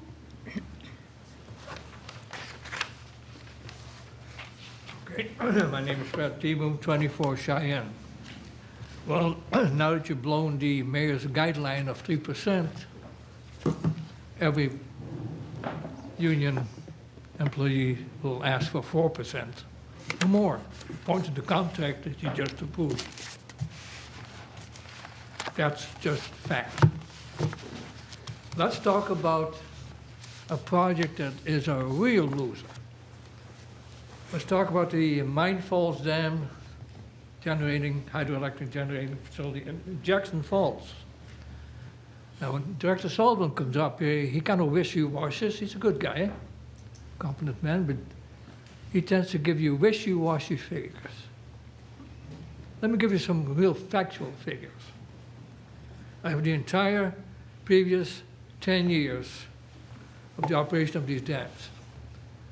Since I haven't got much time, let me talk about 2025. Mine Falls Park produced $1 million. That's based on selling power to Eversource for 11.3 cents a kilowatt hour. And Jackson Falls produced 153,000. So total of 1.1 million, not 1.5 million, 1.1 million. Pretty good sum, not bad. But no one here has asked a single question about expenses. If you do, you get blown away, you don't follow it up. Let's talk about expenses. There is a resolution, R19-124, another one, R22-074, 20-year and 30-year bond resolutions. The current cost per year is $424,000 for repairs at Jackson Falls, $96,000 for more repairs at Jackson Falls, $287,000 for the Mine Falls purchase, total of $807,000 in bond payments per year, right now, this year, next year. Essex Hydro, of which you just approved a $1.1 million contract with the extension, they're getting $696,000 a year in O&M. You got that from Deb Chisholm in her letter. There's an outfit called Verdantis who studies and certifies things. I don't exactly know what their annual cost is. They don't spell it out. You just approve them a $1.13 million contract. If you add up all of this money and forget about Verdantis, I just take that out, it adds up to $1.5 million. And you just approved a $600,000 supplemental appropriation for more repairs of a turbine up in Mine Falls Park. Adds up to $2.1 million. Time. Against 1.18 revenue. That's a $1 million loser. So don't talk to me about you have no money, crying, complaining. Go do your homework. Gail Hoisington.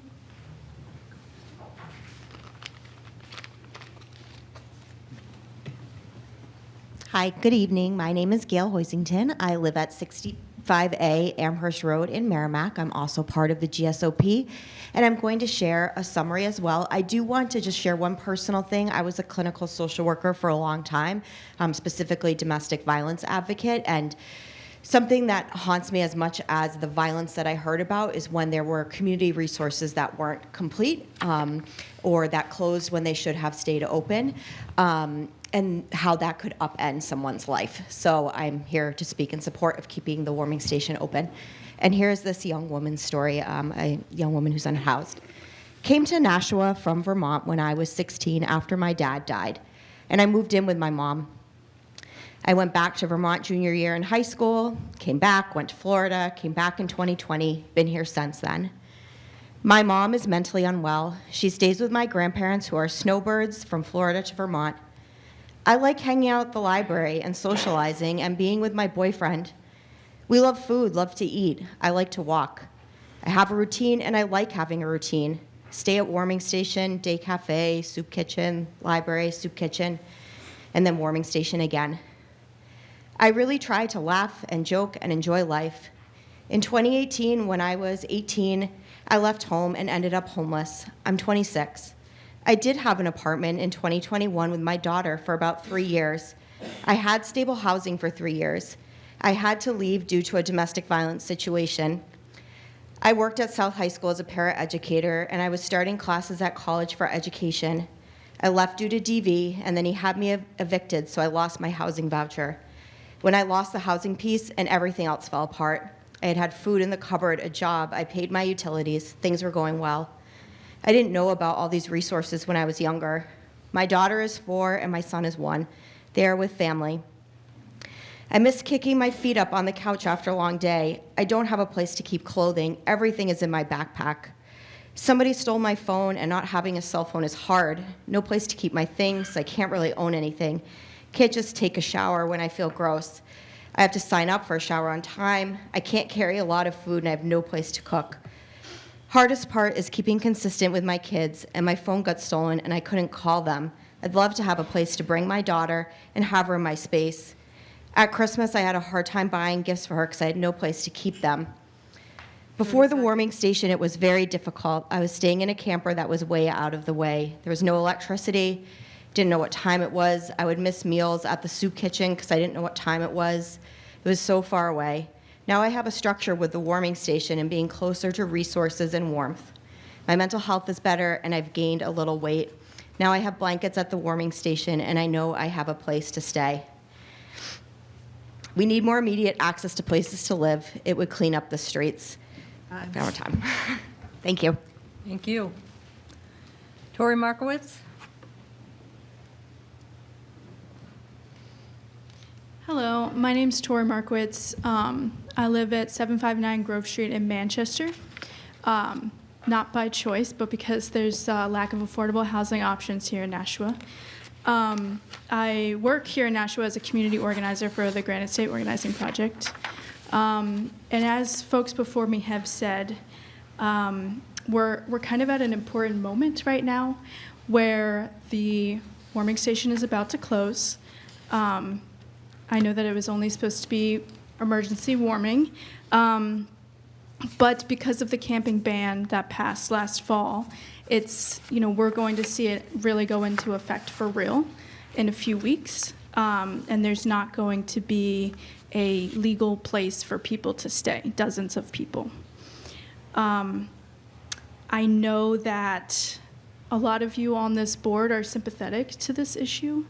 I also know that it's a really, really difficult issue to solve, but because there's been no movement on permanent solutions for people to live, I think that's why we're pushing to keeping the warming station open until there are things like more shelter beds and transitional housing built. I think most of us would agree that the warming station's not a great long-term solution, but it does give people a safe and legal place to lay their head at night until, like I said, long-term solutions are created.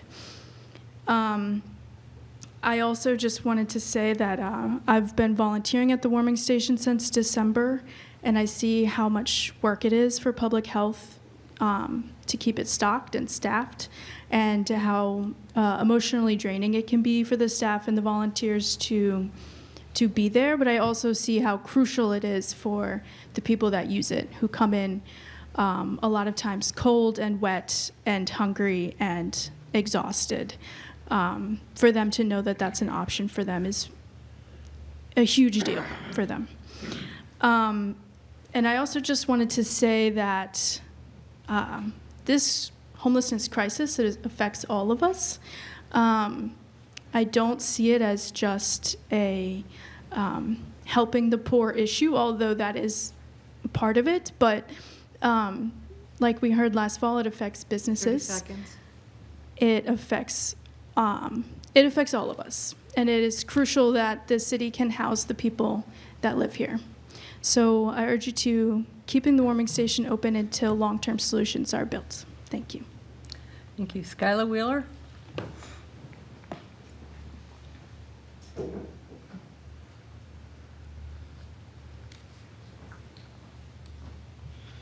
Hello. My name is Skylar Wheeler. I live in the Major Drive area of Nashua, New Hampshire.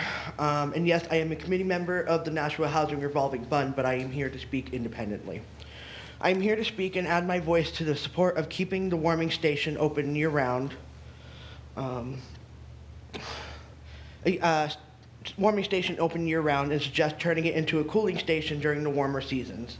It would be unfair and inhumane to close it and give the homeless community nowhere to go, especially after y'all decided to basically criminalize homelessness, which was already inhumane and cruel. Yes, I know some of y'all don't like to say that it's not criminalizing them, but it is. Use your brain and think critically. If an officer catches a homeless person living on the streets and tickets them, sure, that doesn't necessarily criminalize them and right away, and they don't arrest them right away, but stop and think about it. You are giving tickets to homeless people who didn't have the income to pay for a home. They certainly will very likely not have the money to pay a very expensive ticket, so therefore be called to court and potentially get arrested. So do the right and kind thing and give the human beings a chance to survive. You could have easily been one of them if you didn't have your privileges and community and didn't have the chance to land on your feet right. If Mayor Zoran Mamdani can quickly and effectively take care of his citizens, whomever they are, so can you, and I know that you can. Thank you for your time. Pushpa Mudan?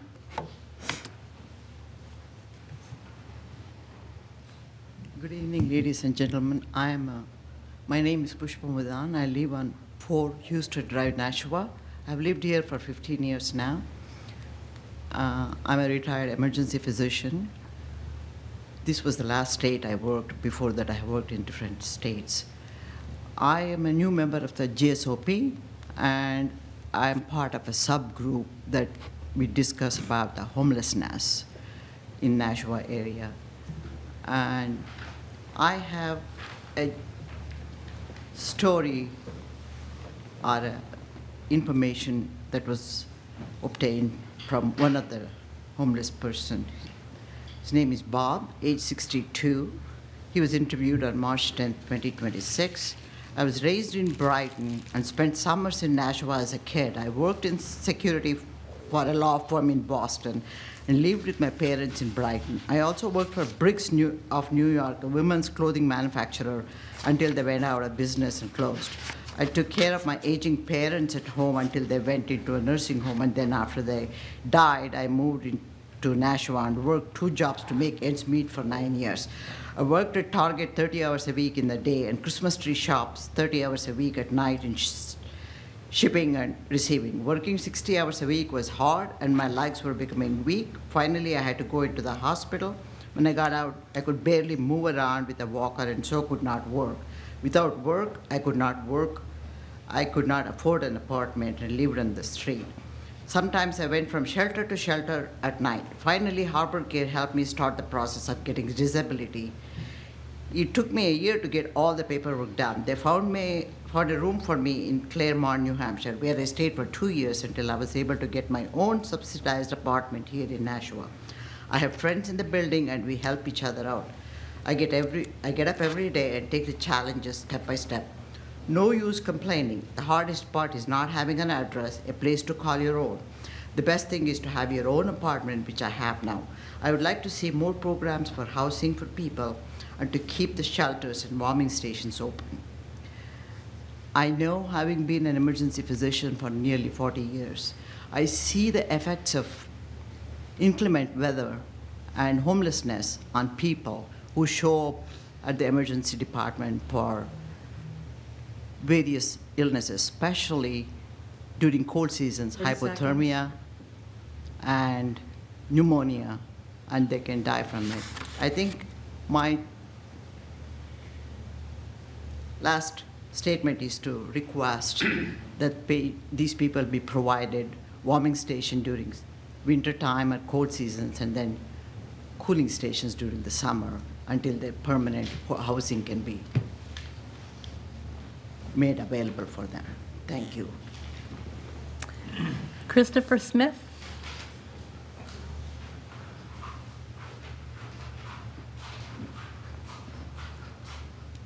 My name is Christopher Smith, and I've been staying at Elm Street for about a month. I just want to say I love all the staff there. The staff is great. As for my peers, you know, it gives my peers a controlled place where they can quickly get the help they need. And as for me, someone that's in between therapists with different organizations, like after I had a bad day, I can go there at night and get my therapy. I also want to say my mom has talked to my therapist and told me that he's a good guy and I should keep working with him because like there's things that I'm going through. And that's all I want to say. Thank you. Kenneth, wait.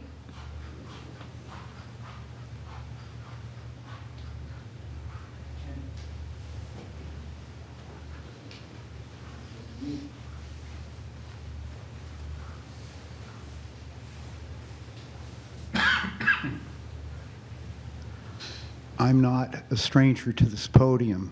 I want you to know how much it means to me that you're allowing me the freedom to speak here for all of us that are there at the warming the warming station now, and hopefully with the plans I'm now hearing that it's going to be turned into a cooling station come the the time in the summertime for what its needs for. I say to that, continue keeping it open.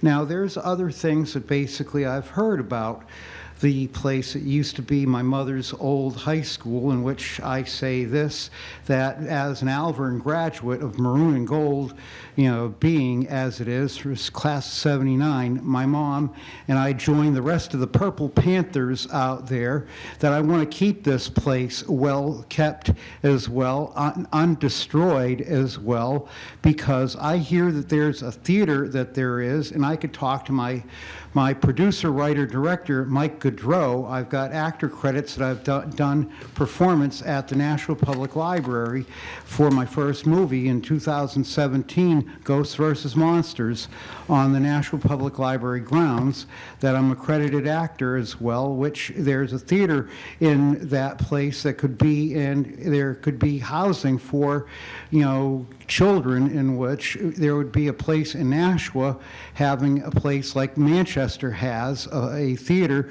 that is open for people to live at and having a place to perform as well. Plus, there's 2 auditoriums that could be for conventions uses as well. Plus, I've also thought of that there could be expanding the seating in the gymnasium to have actual semi-pro sport team to being moved in there too. So don't break down this building as far as that goes. Build it up. It's a resource that you need to keep rather than tear it down. And I'm here to make sure that my words are in your hearts, fellow Nashwans, as well. I vote in Ward 4 as far as that goes, and I'm proud of Tom Lopez, and I'm also happy with Paula Johnson as well, and you as well,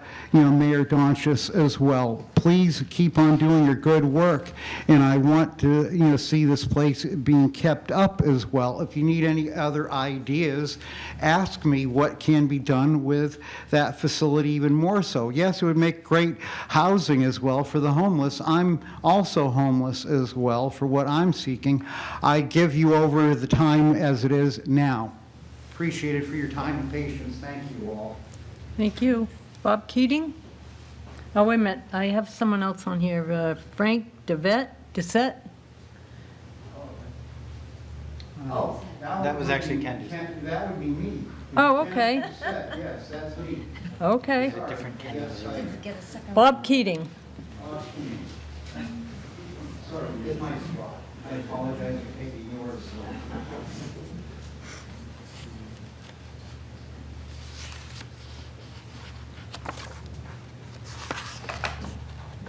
My name is Bob Keating. I live at 5 Coburn Woods Drive, and I'm a member of Granite State Organizing Project, and I'm speaking about keeping the warming station open. It's a place that literally saves lives and improves the well-being of people there. You've heard the stories today. You've heard directly from people who stay at the warming center. It's an important resource. You've heard stories from Scott, who said that The hardest part is not knowing where you will sleep the next day, or where will you eat. I just want a place to lay my head. Mr. D said, I worry about the Elm Street overnight shelter closing in the spring. It is a place of last resort for people, the last beacon of hope for people who have to leave the other shelters. You heard from Mr. D about, I had a long conversation with him today about respect and how much that he just continues to promote, no matter how he's feeling, about respect. And I think this is what we can as a community do, what we have done by having the warming station open, but we can continue that respect, and in the way in which aldermen and the mayor have the power to do is to fund that, to continue to. Today I saw a person that you have seen previously. He spoke here. He spoke very eloquently. He's a poet. He read some of his poetry and some of his prose. But today, he looked real bad. He had a Band-Aid over his nose. His nose was broken. He had bloodshot eyes. He had spent the evening at the ER.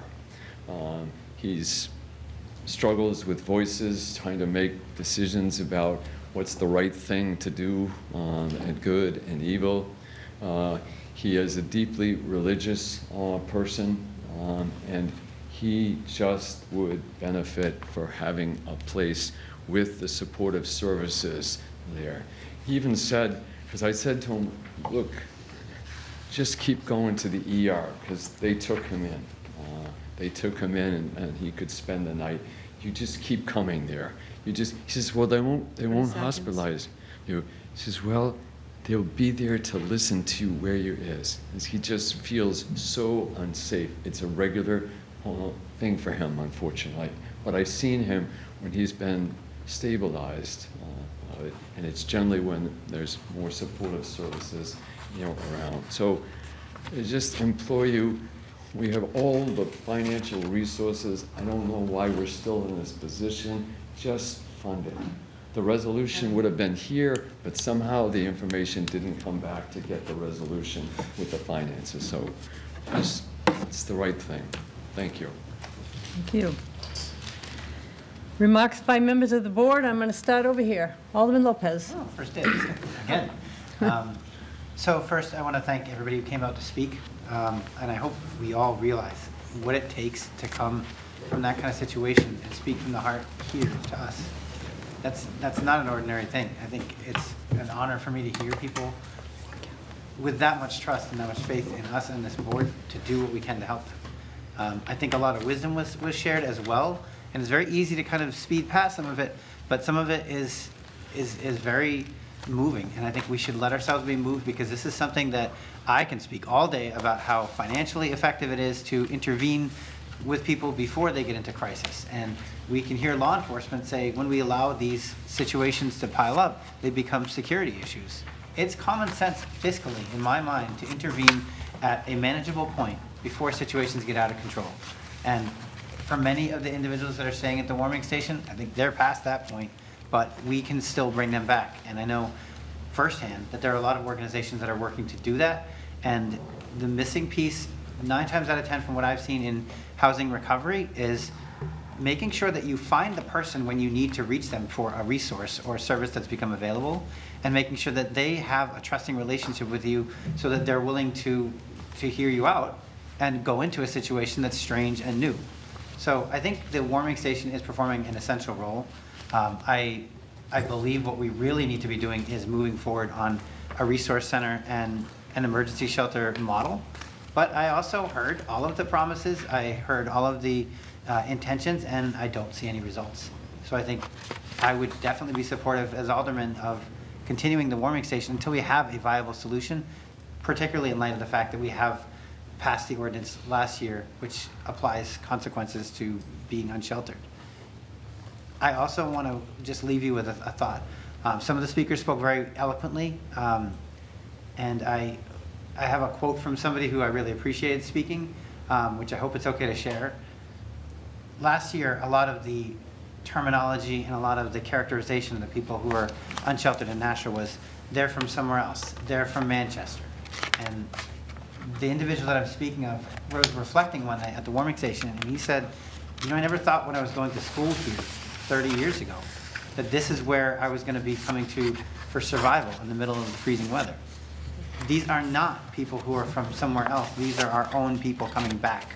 These are our own people that need help. So I think as a city, I don't know what we're doing if we're not helping people who are most in need and most vulnerable. I think we put a lot of really important projects out about, you know, the hydroelectric dam, bringing green energy back to taxpayers. I think we have a very urgent need to make sure that our trucks and our vehicles are being taken care of in a financially responsible manner. But I also think we really have a responsibility to start recognizing our neighbors that are out on the streets and helping them and acknowledging the situation that we're in. If I told any of you to sit on a stool with 2 legs on it, you'd be like, no, it'll fall over. 2 legs can't hold up a stool. What we have right now is a very similar situation in the nonprofit world, where there are really only 2 emergency shelters that a person can access. Meaning, if they're banned from either one, they can't stay, then they can only stay at the other one. And if something goes on there, then they are also banned from that one, and they have nowhere to go. The city needs to be the 3rd leg unless some miracle happens and somebody shows up with a mission and decides to fulfill that need, which I would be very grateful for. In the absence of miracles, we have to do something. We have to be the 3rd leg to balance the other needs. So finally, with the comments that I've made, I also want to recognize the very difficult work that the staff and volunteers at the warming station are doing. They're here for people with very complex needs. The people who spoke eloquently tonight are the ones who could. There are a lot more people that are staying there who cannot make it up here tonight to show you who they are. And I would encourage any of you who are able to speak to Director Bagley in a respectful manner, try to volunteer or work at the warming station. I don't think you need to go on a tour bus and go check it out as, you know, rubbernecking or anything. But I think creating an honest relationship with some of the situations that are going on there gives you the insight that we all need as leaders. There's still a couple of weeks. It's going to be, I think, the most difficult transition time if we don't do something, because people are looking at the change in the weather. People are trying to figure out where their next steps are going to be. I think we should be there for them. So again, I want to thank the staff that are working well beyond what we could ever ask them to do. The volunteers.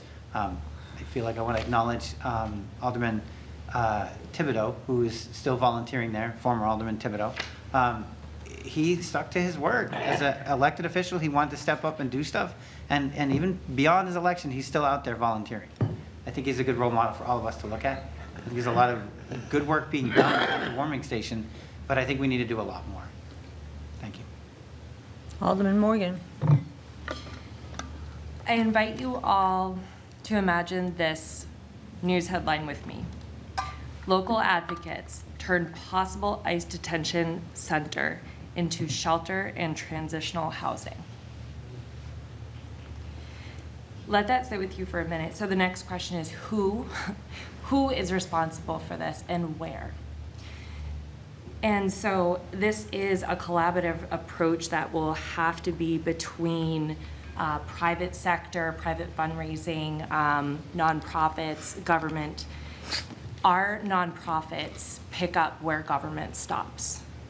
And they are showing us we can't do it anymore.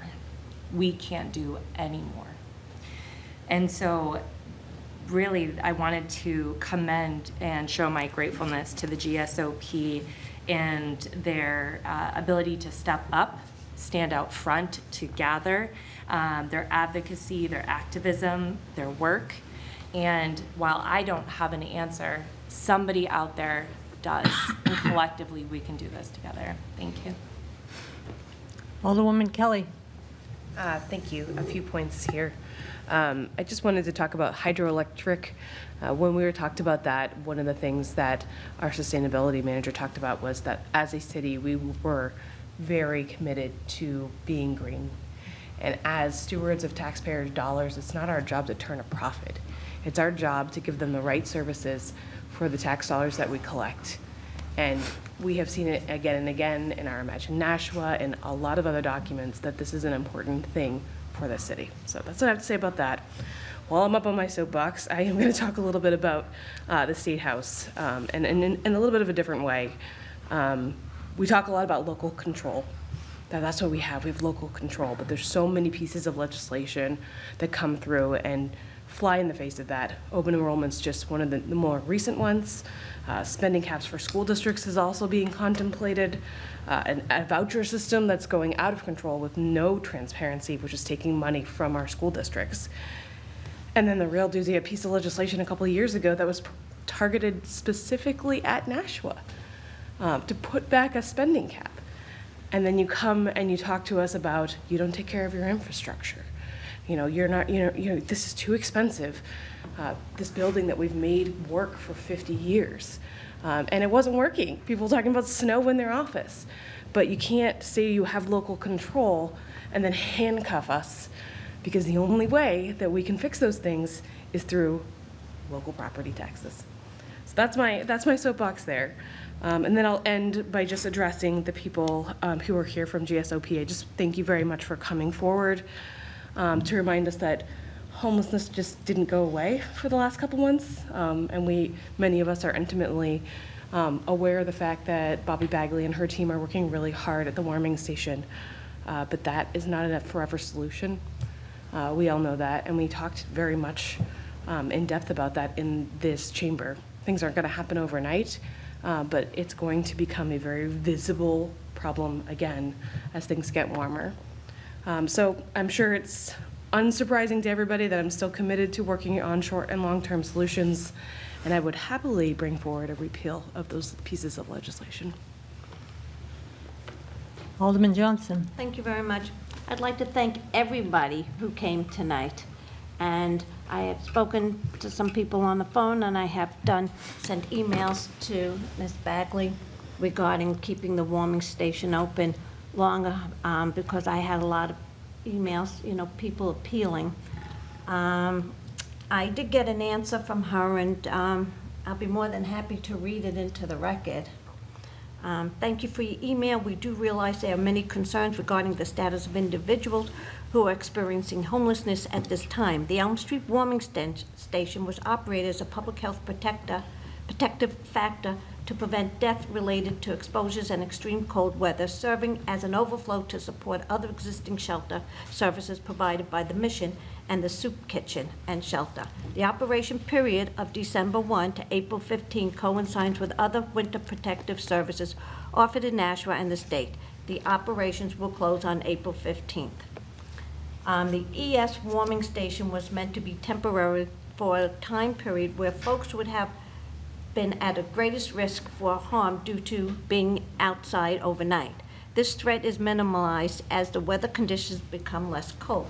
Our staff will continue to work with those who have been at the ES warming station to find housing and other shelter options. We are also working with partnering with agencies to achieve this outcome. So I just want to let everybody know that I have reached out. And like I had said on a phone call, I can't make a decision up front. It's not my decision, because Ms. Bagley knows if she has volunteers and she has staff that has to be there. So if she doesn't have the volunteers or the staff, then that's definitely a no. The other thing I'd like to mention, that last Thursday night, I had the West Hollis Street Corridor meeting, and it was very well attended.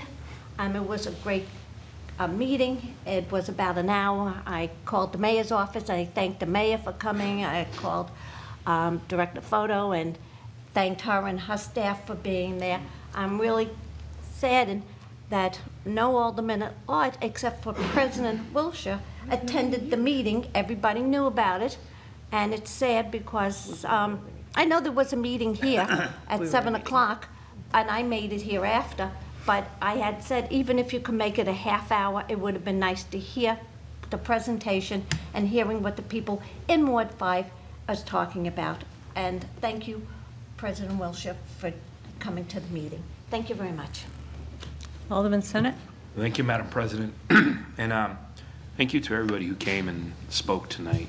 And, I'll add to my thanks to my colleague from Ward 5 for reading the response from Director Bagley. I think that helps contextualize the conversation a little bit. We had a lot of heated conversations about this back when those ordinances came forward. And my favorite conversation, that didn't take place here in the chamber, but was with somebody relative to this topic, left me being called short-sighted, ignorant, lacking critical thinking, because, well, we were going to pass these ordinances, but it's okay because we were going to set up a resource center. 3 weeks from tonight, the warming station closes, and we don't have a resource center. I hate to say I told you so.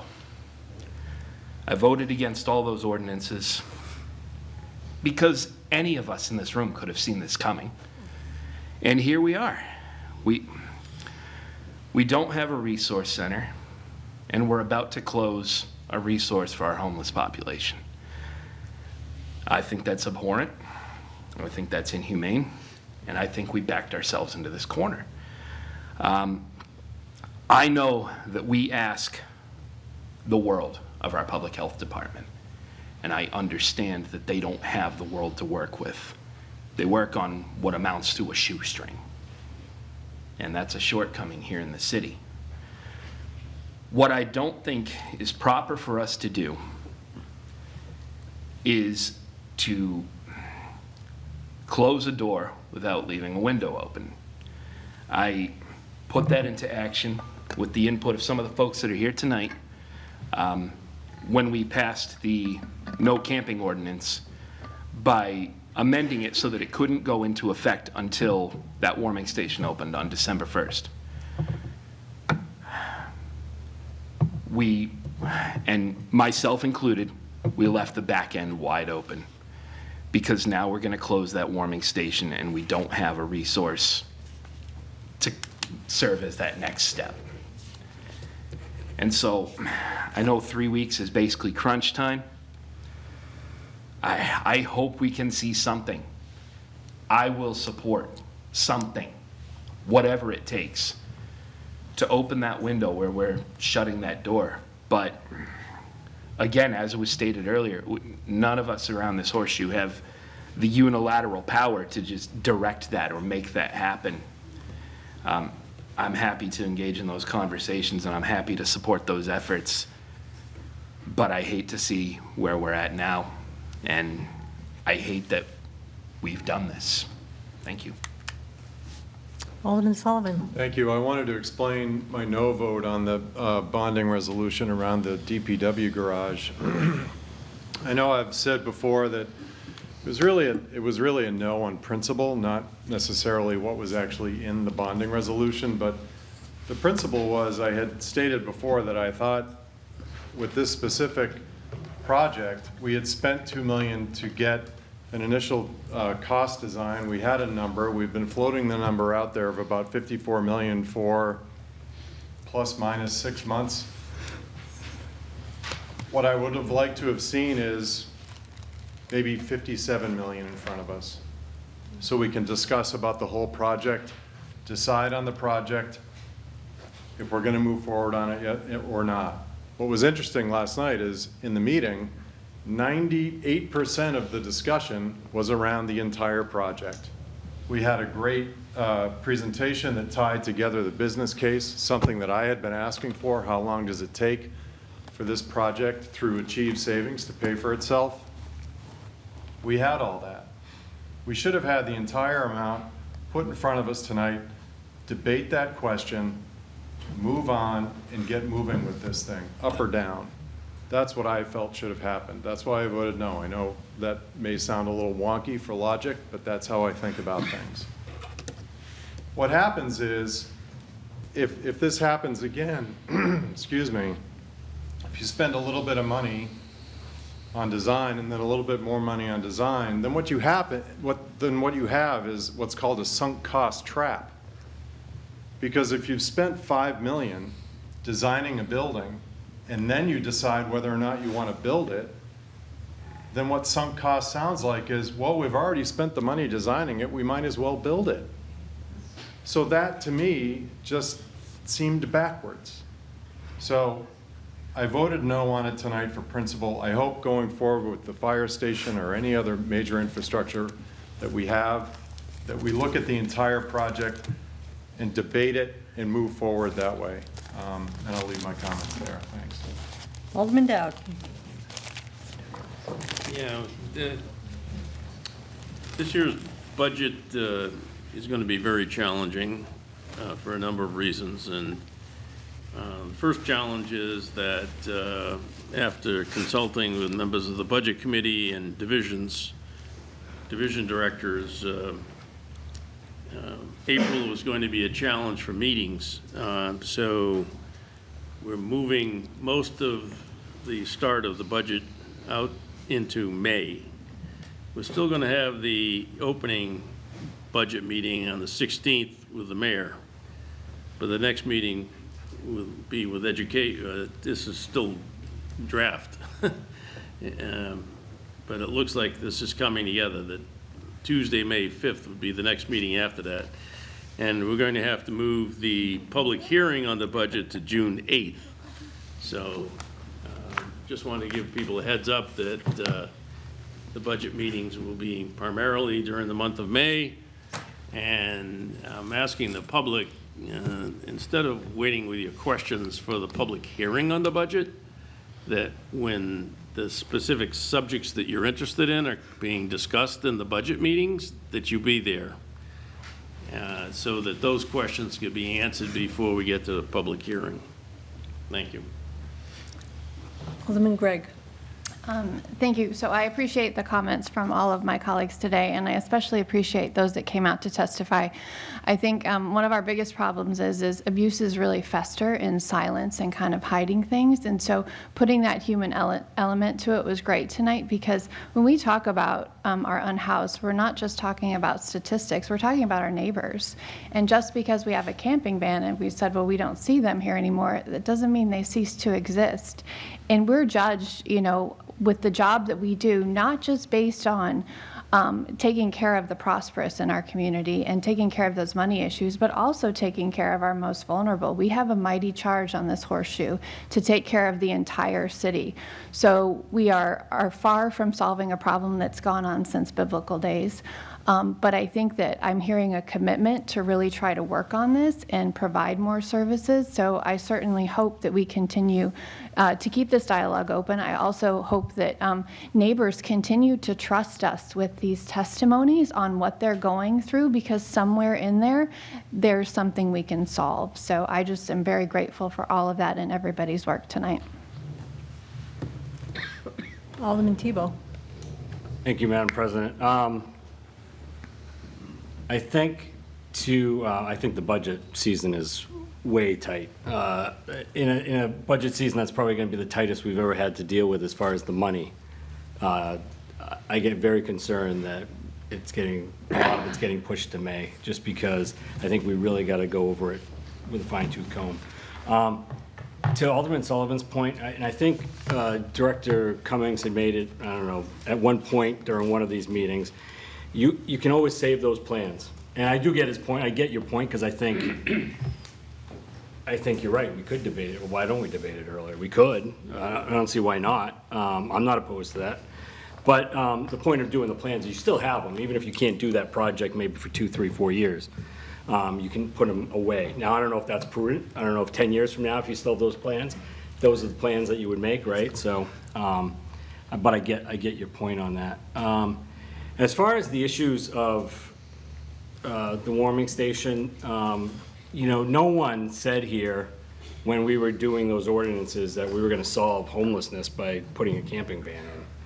Alderman Thibodeau, for as good a guy as he is, he voted with me on the camping ban. So, we can't all be good. We're good and bad. All of us are good and bad inside, right? We have a little bit of each.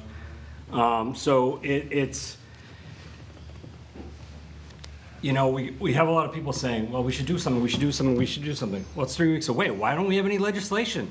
We could, and the point is, well, one of us can't do anything. One of us can put legislation to extend the warming station, but I don't see any of that legislation. So have we been thinking about that? Or are we just thinking about it now that people are coming to talk to us?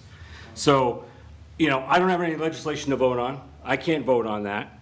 We knew, even though we were promised a resource center, we knew that it's not something you can just erect overnight. And I know for a fact, and we know for a fact, that the mayor and legal and Director Bagley have been working on it, and they have had some offers out there, and things didn't go the right way. So we can't just blame them for not doing something, because they are trying. It's not something that can go up overnight. You know, Manchester's warming station closed a month ago. I'm not saying that's right or wrong. I'm just saying Nashua's doing a better job at some things, but some things we need to do better at. You know, I think Director Bagley doesn't sound like she wants to continue on with it. So if she can't continue to go on with it, are we going to force her to do it? Or does she have the staff, as Alderman Johnson said in the email that she read? We can't force public health to put it on if they don't have the resources to do it. And so, I mean, it is on us. It is on us to do something if we want to. But again, I don't see the legislation. So if it comes through, I'll take a look at it. I think we want housing. You know what we need to do? We need to sell Elm Street. That's what we need to do. Because that's a huge plot of land that can have a lot of housing on it. And that's gone on now for a while where we haven't sold it. We haven't done anything with it. And if this comes up as a supplemental appropriation that I know former Alderman Teboom won't like. So, you know, I don't know. But I think we need housing there, and we need housing there as quick as we can. Thank you. Alderman Smith. You know, as one of the new kids on the block, so to speak, it was kind of wonderful. So I want to thank everyone from GSOP and all of the community members who came to speak regarding all of the issues this evening. One of the things I have been doing was doing tours with the city. And I did a tour with Department of Public Works, Board of Health, and our wonderful police department. And each one I asked them regarding our unhoused or homeless or housing insecure individuals. And we all know it's a very complex issue, and I appreciate my colleagues sharing, you know, like, where's the legislation? What are we going to do?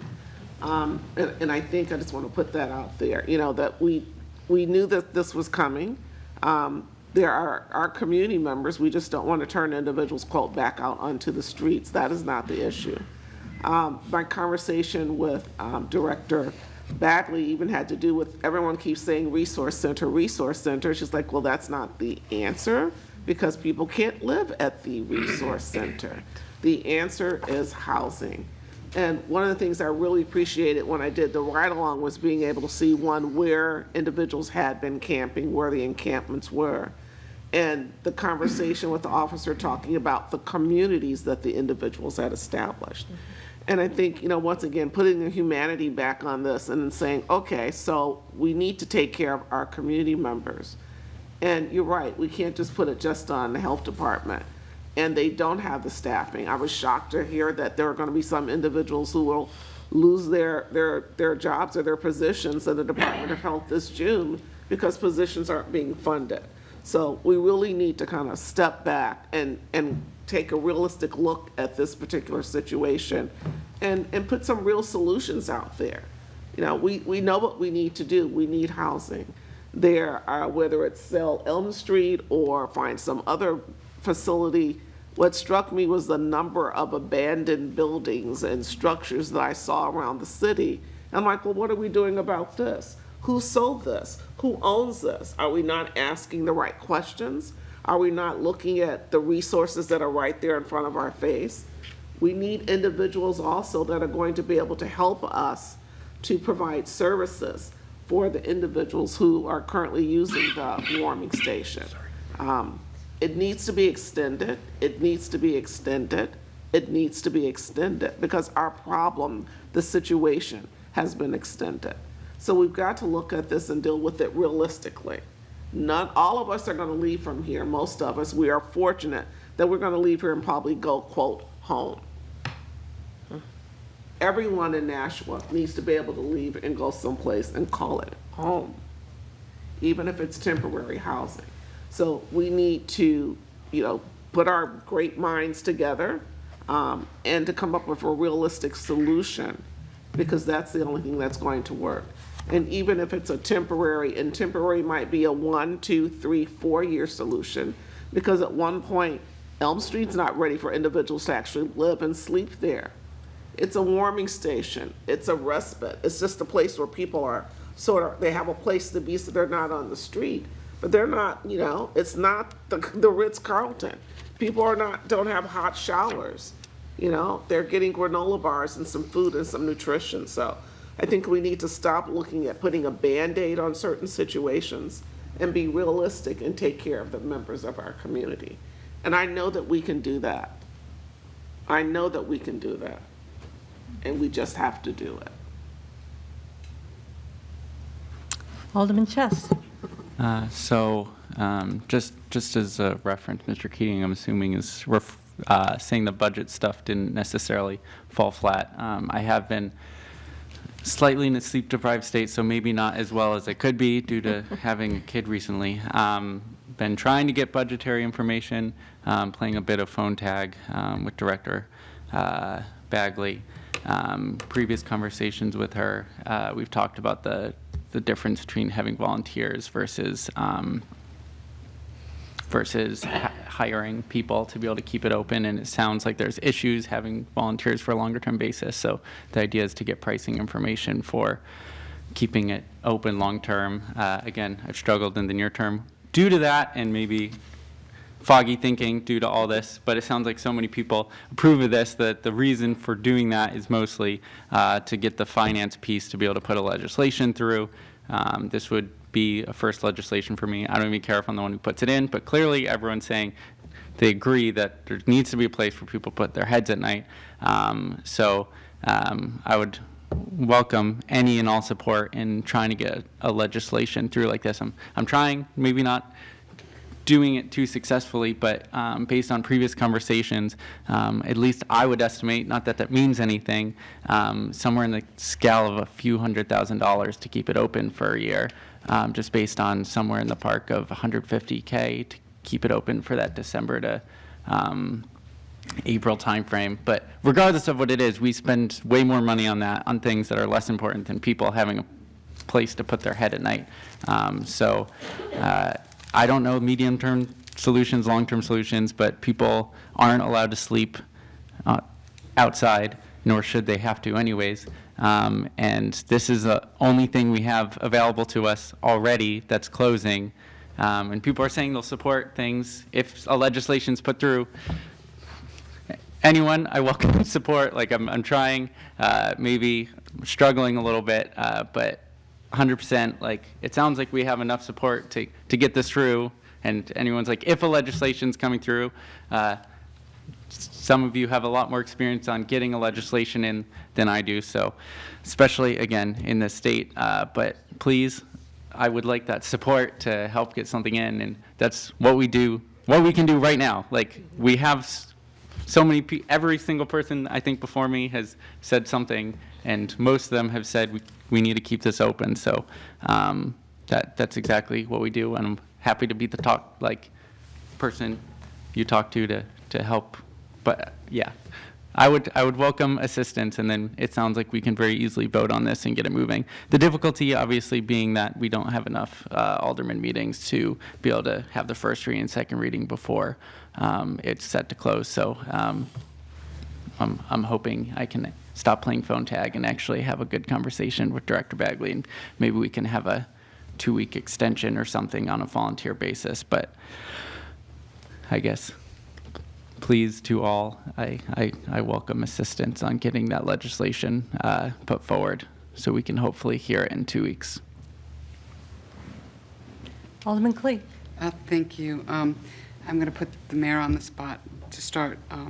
Mr. Mayor, I know that we talked about temporary resource center with the units from the trailers going to Mulberry Street. Is that in fact happening, or have we had a glitch on that? Well, the short answer is yes. But since we've been on this for a little bit, maybe we should review the history. So when we began discussing this in the fall, I believe, we had hoped to establish a resource center at the Headlines building on East Hollis Street.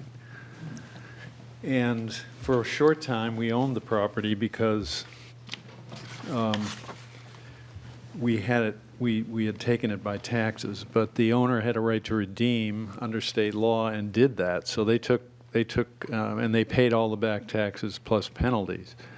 So they took ownership of the property, and at that point, were not interested in leasing it to the city. They say they have a sale. So that alternative, which seemed promising, was no longer possible. So the other two sites we looked at were a site on South Main Street next to the Enterprise rental car location. Just south of there, we actually own a lot there and could establish a resource center there. And maybe that would be the quickest alternative, I don't know. But the alternative that we focused most on was the parking lot right over here at 13 Mulberry Street, where the former, it used to be a bakery. That yellow practically condemned building exists. Well, we own the parking lot that surrounds it, and the plan, and we could have Tim Cummings come in and brief you, but the plan is to move 2 portable classrooms to that site and improve the site to accommodate that. Now that requires money and infrastructure. For example, there needs to be water and all other kinds of things extended, but it is that is in the planning process, and I think we intend to come forward. This is going to require a bond issue. This is going to be somewhere between $1 million and $2 million. So I think the plan is to come forward pretty quickly to seek the funds to establish that. Director Bagley is well aware of all this and has looked at these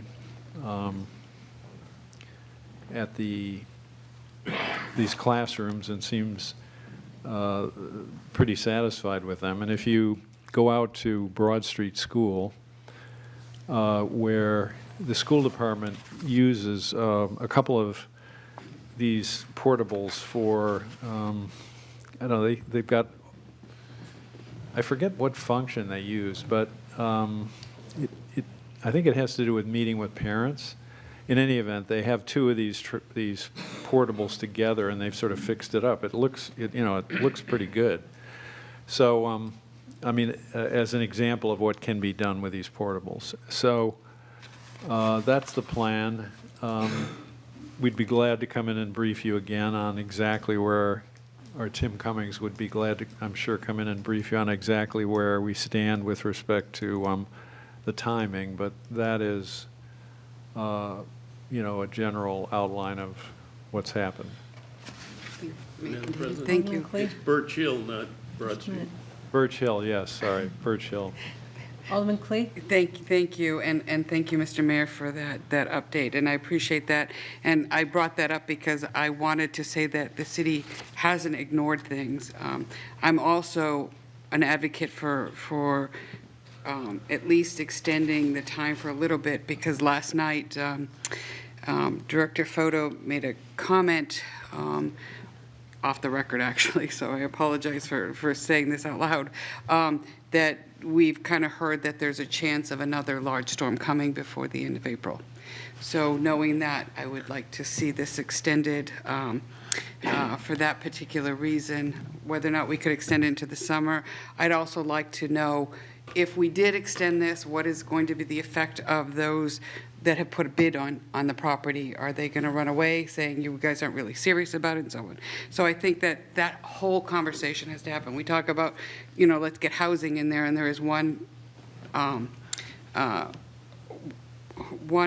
bid that talks about having really good affordable housing, but we can't have that if we continue doing this. So it's a trade-off, and I just want people to know, thank you for coming out, thank you for talking to us, because we need to hear it. And I want to tell my colleagues here that I have had the privilege of recently meeting with a group of a couple of GSOP ladies who spoke to me about how they can get legislation through and so on, and I gave them all your names and suggested that they reach out to you as well. It was an incredible conversation. Truthfully, it wasn't so much as you know, would I support this or would I support that, as much as it was on education and how they do it, and, you know, how to bring it to Concord, how to bring it here and so on. Amazing people. The people from GSOP are amazing people and are really hard workers. But I also, you know, want to say is that when that ordinance came forward about camping, I did support it. I've been honest about it. And the reason for it is because we already have a state RSA that prohibits camping on public property. The city erred in giving a perceived approval by putting things through like dumpsters and porta potties, and that's why we had to put the legislation through, because we couldn't even move the people that were hanging around Mons Falls. It was maybe short-sighted because we had no other place to put them, but it had gotten to the point of an emergency. So I want people to know that it was a sleepless night decision, and I think every one of my colleagues had that same feeling. And I'm sorry that one of my colleagues was spat upon, and I hope it wasn't by one of us. And if it was, I hope it wasn't me. I don't think I said something as horrible as that. But anyways, and I agree that to one of my colleagues who said, you know, our job is not just to help the privileged, but also to take care of the most vulnerable. You're absolutely right in that respect. But we need to look forward to the Resource Center. The Resource Center doesn't give someone a place to lay their head, but it gives them a place to help them find maybe a way out. And some people may never have a way out because of, you know, illness or something, but maybe we can help get them resources. We have a lot of nonprofits that are trying to do that, and this would be the city's way of helping as well. To the comment about the Maine Dunstable, I watched the video. So it has been video, so for my colleagues who didn't get the chance to do it, we can still watch it. There's a YouTube video there, and I watched it. I had to be here. I couldn't run there and then try to get here. My feeling sometimes is just showing your face for 20 minutes or 30 minutes is just saying, look at me, see, I care. You know, I think when we're there, we should be there. So as far as comments about abandoned buildings and so on, I've often said, why isn't this happening? Why isn't that happening? And I get reminded by some of those people who own that property, it's private property and you can't tell us what to do with it, which is very frustrating. And I recently spoke to one of my colleagues here on the Horseshoe about properties that could have so much use, for instance, Building 19. But in that particular case, while yes, we say, wow, why can't they build there because there's this abandoned building?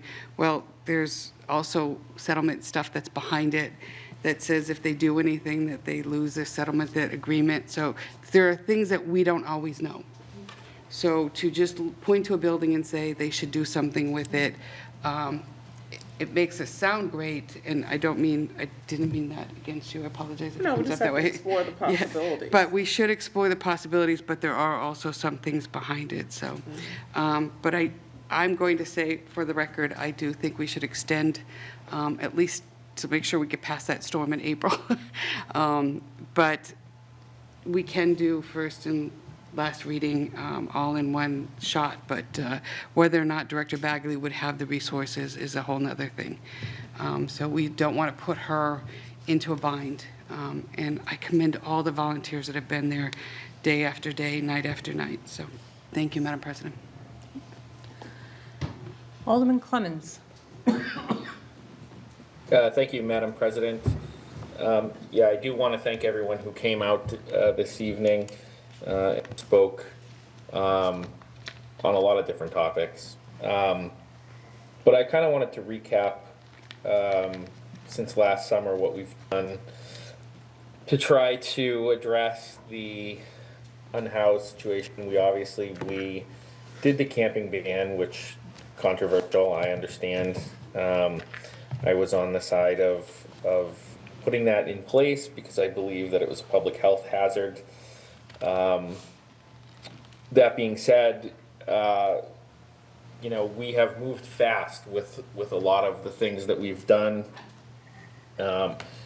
We needed it was mentioned we needed a handicap accessible bathroom option, which I worked hard behind the scenes with Director Sullivan to get a handicap porta potty in place, and now I know Director Hannum is working on trying to figure out, and with Director Sullivan is looking to find a place to put a more permanent bathroom structure that obviously could be used by the community somewhere downtown. We are working, we just put into place tonight the downtown cleanup crew, which will help keep downtown a nice place for everybody who comes and visits. The warming center is in place. There's obviously a cry to get that extended, which I would certainly be supportive of. We've done the police overtime to patrol the downtown area, and we extended that through the end of the budget year.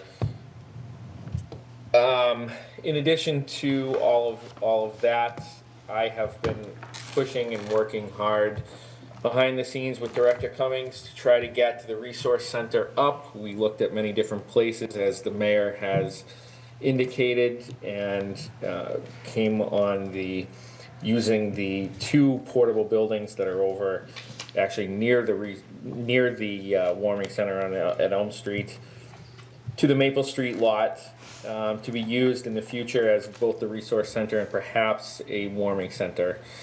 So, I would say in my history, I've been on the Board of Aldermen since 2008, on and off, and I can tell you that this issue came up as a major issue, first addressed with some of the businesses really in April or so of last year, and it came to a major head in the summer.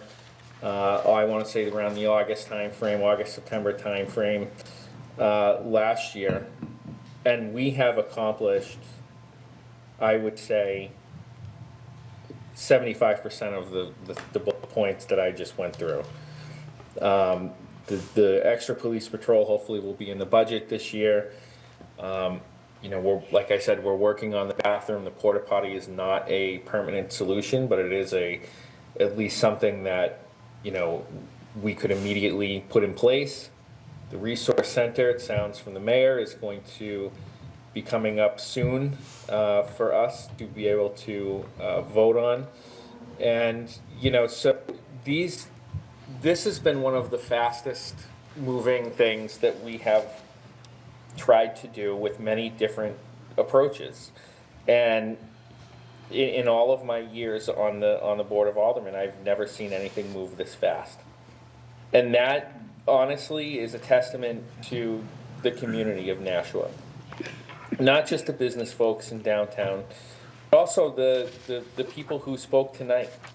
And it's a testament to the rest of the Board of Aldermen as well, in our resolve that this is an issue that matters to Nashua. It matters to us that we make sure that our community has places for everybody.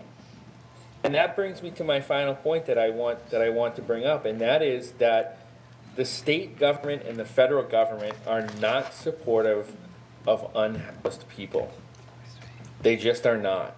It's not like the city of Nashua, because I know if Nashua had the resources that, say, the federal government did, or that the state of New Hampshire could have, if we decided to, you know, invest in things, we wouldn't have the number of issues that we do. So it's extremely important that, you know, everybody who came out tonight pays attention to the upcoming election and goes out and votes. And make sure you're voting for people, especially in the state government, that have the same values that you do. Because right now, we have a governor who, as the mayor pointed out at the very beginning of this meeting, voted or vetoed a bipartisan tax on paint to make sure that, and what the purpose of it was to make sure that toxins didn't get into our landfills, and she vetoed that with absolutely no suggestion of how to address this. That's just a minor example of ignorance that is coming from that office on a daily basis on many different things.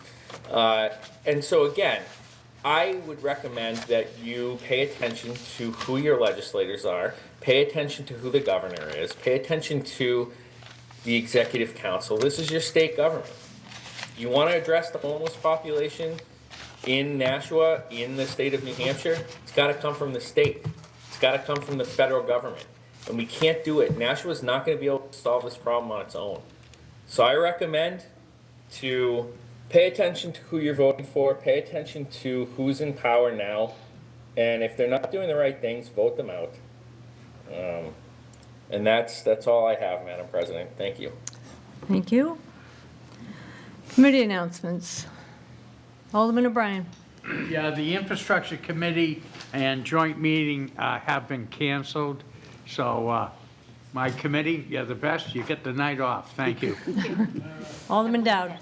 Thursday, Joint Special School Building Committee, 7 p.m., Nashua High North. That's it?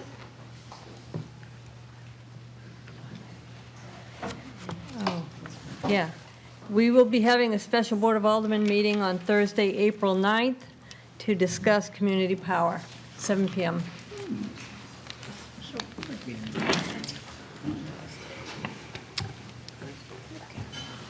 Alderman Clements, do I have a motion? Yes, Madam President, my motion is to adjourn the meeting. Motion is to adjourn. Would the clerk please call the roll? Alderman Clemens. Yes. Alderman Clee. Yes. Alderman Chess. Yes. Alderwoman Smith. Yes. Alderman Tebow. Yes. Alderman O'Brien. Yes. Alderman Gregg. Yes. Alderman Dowd. Yes.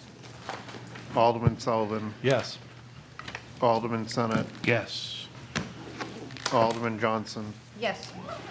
Alderwoman Kelly. Yes. Alderman Morgan. Yes. Alderman Lopez. Yes. Alderman Wilshire. Yes. 15 yeas, 0 nays. And we are adjourned at 10:34 p.m. Thank you, everyone. Good night, everyone. Good night, Ben.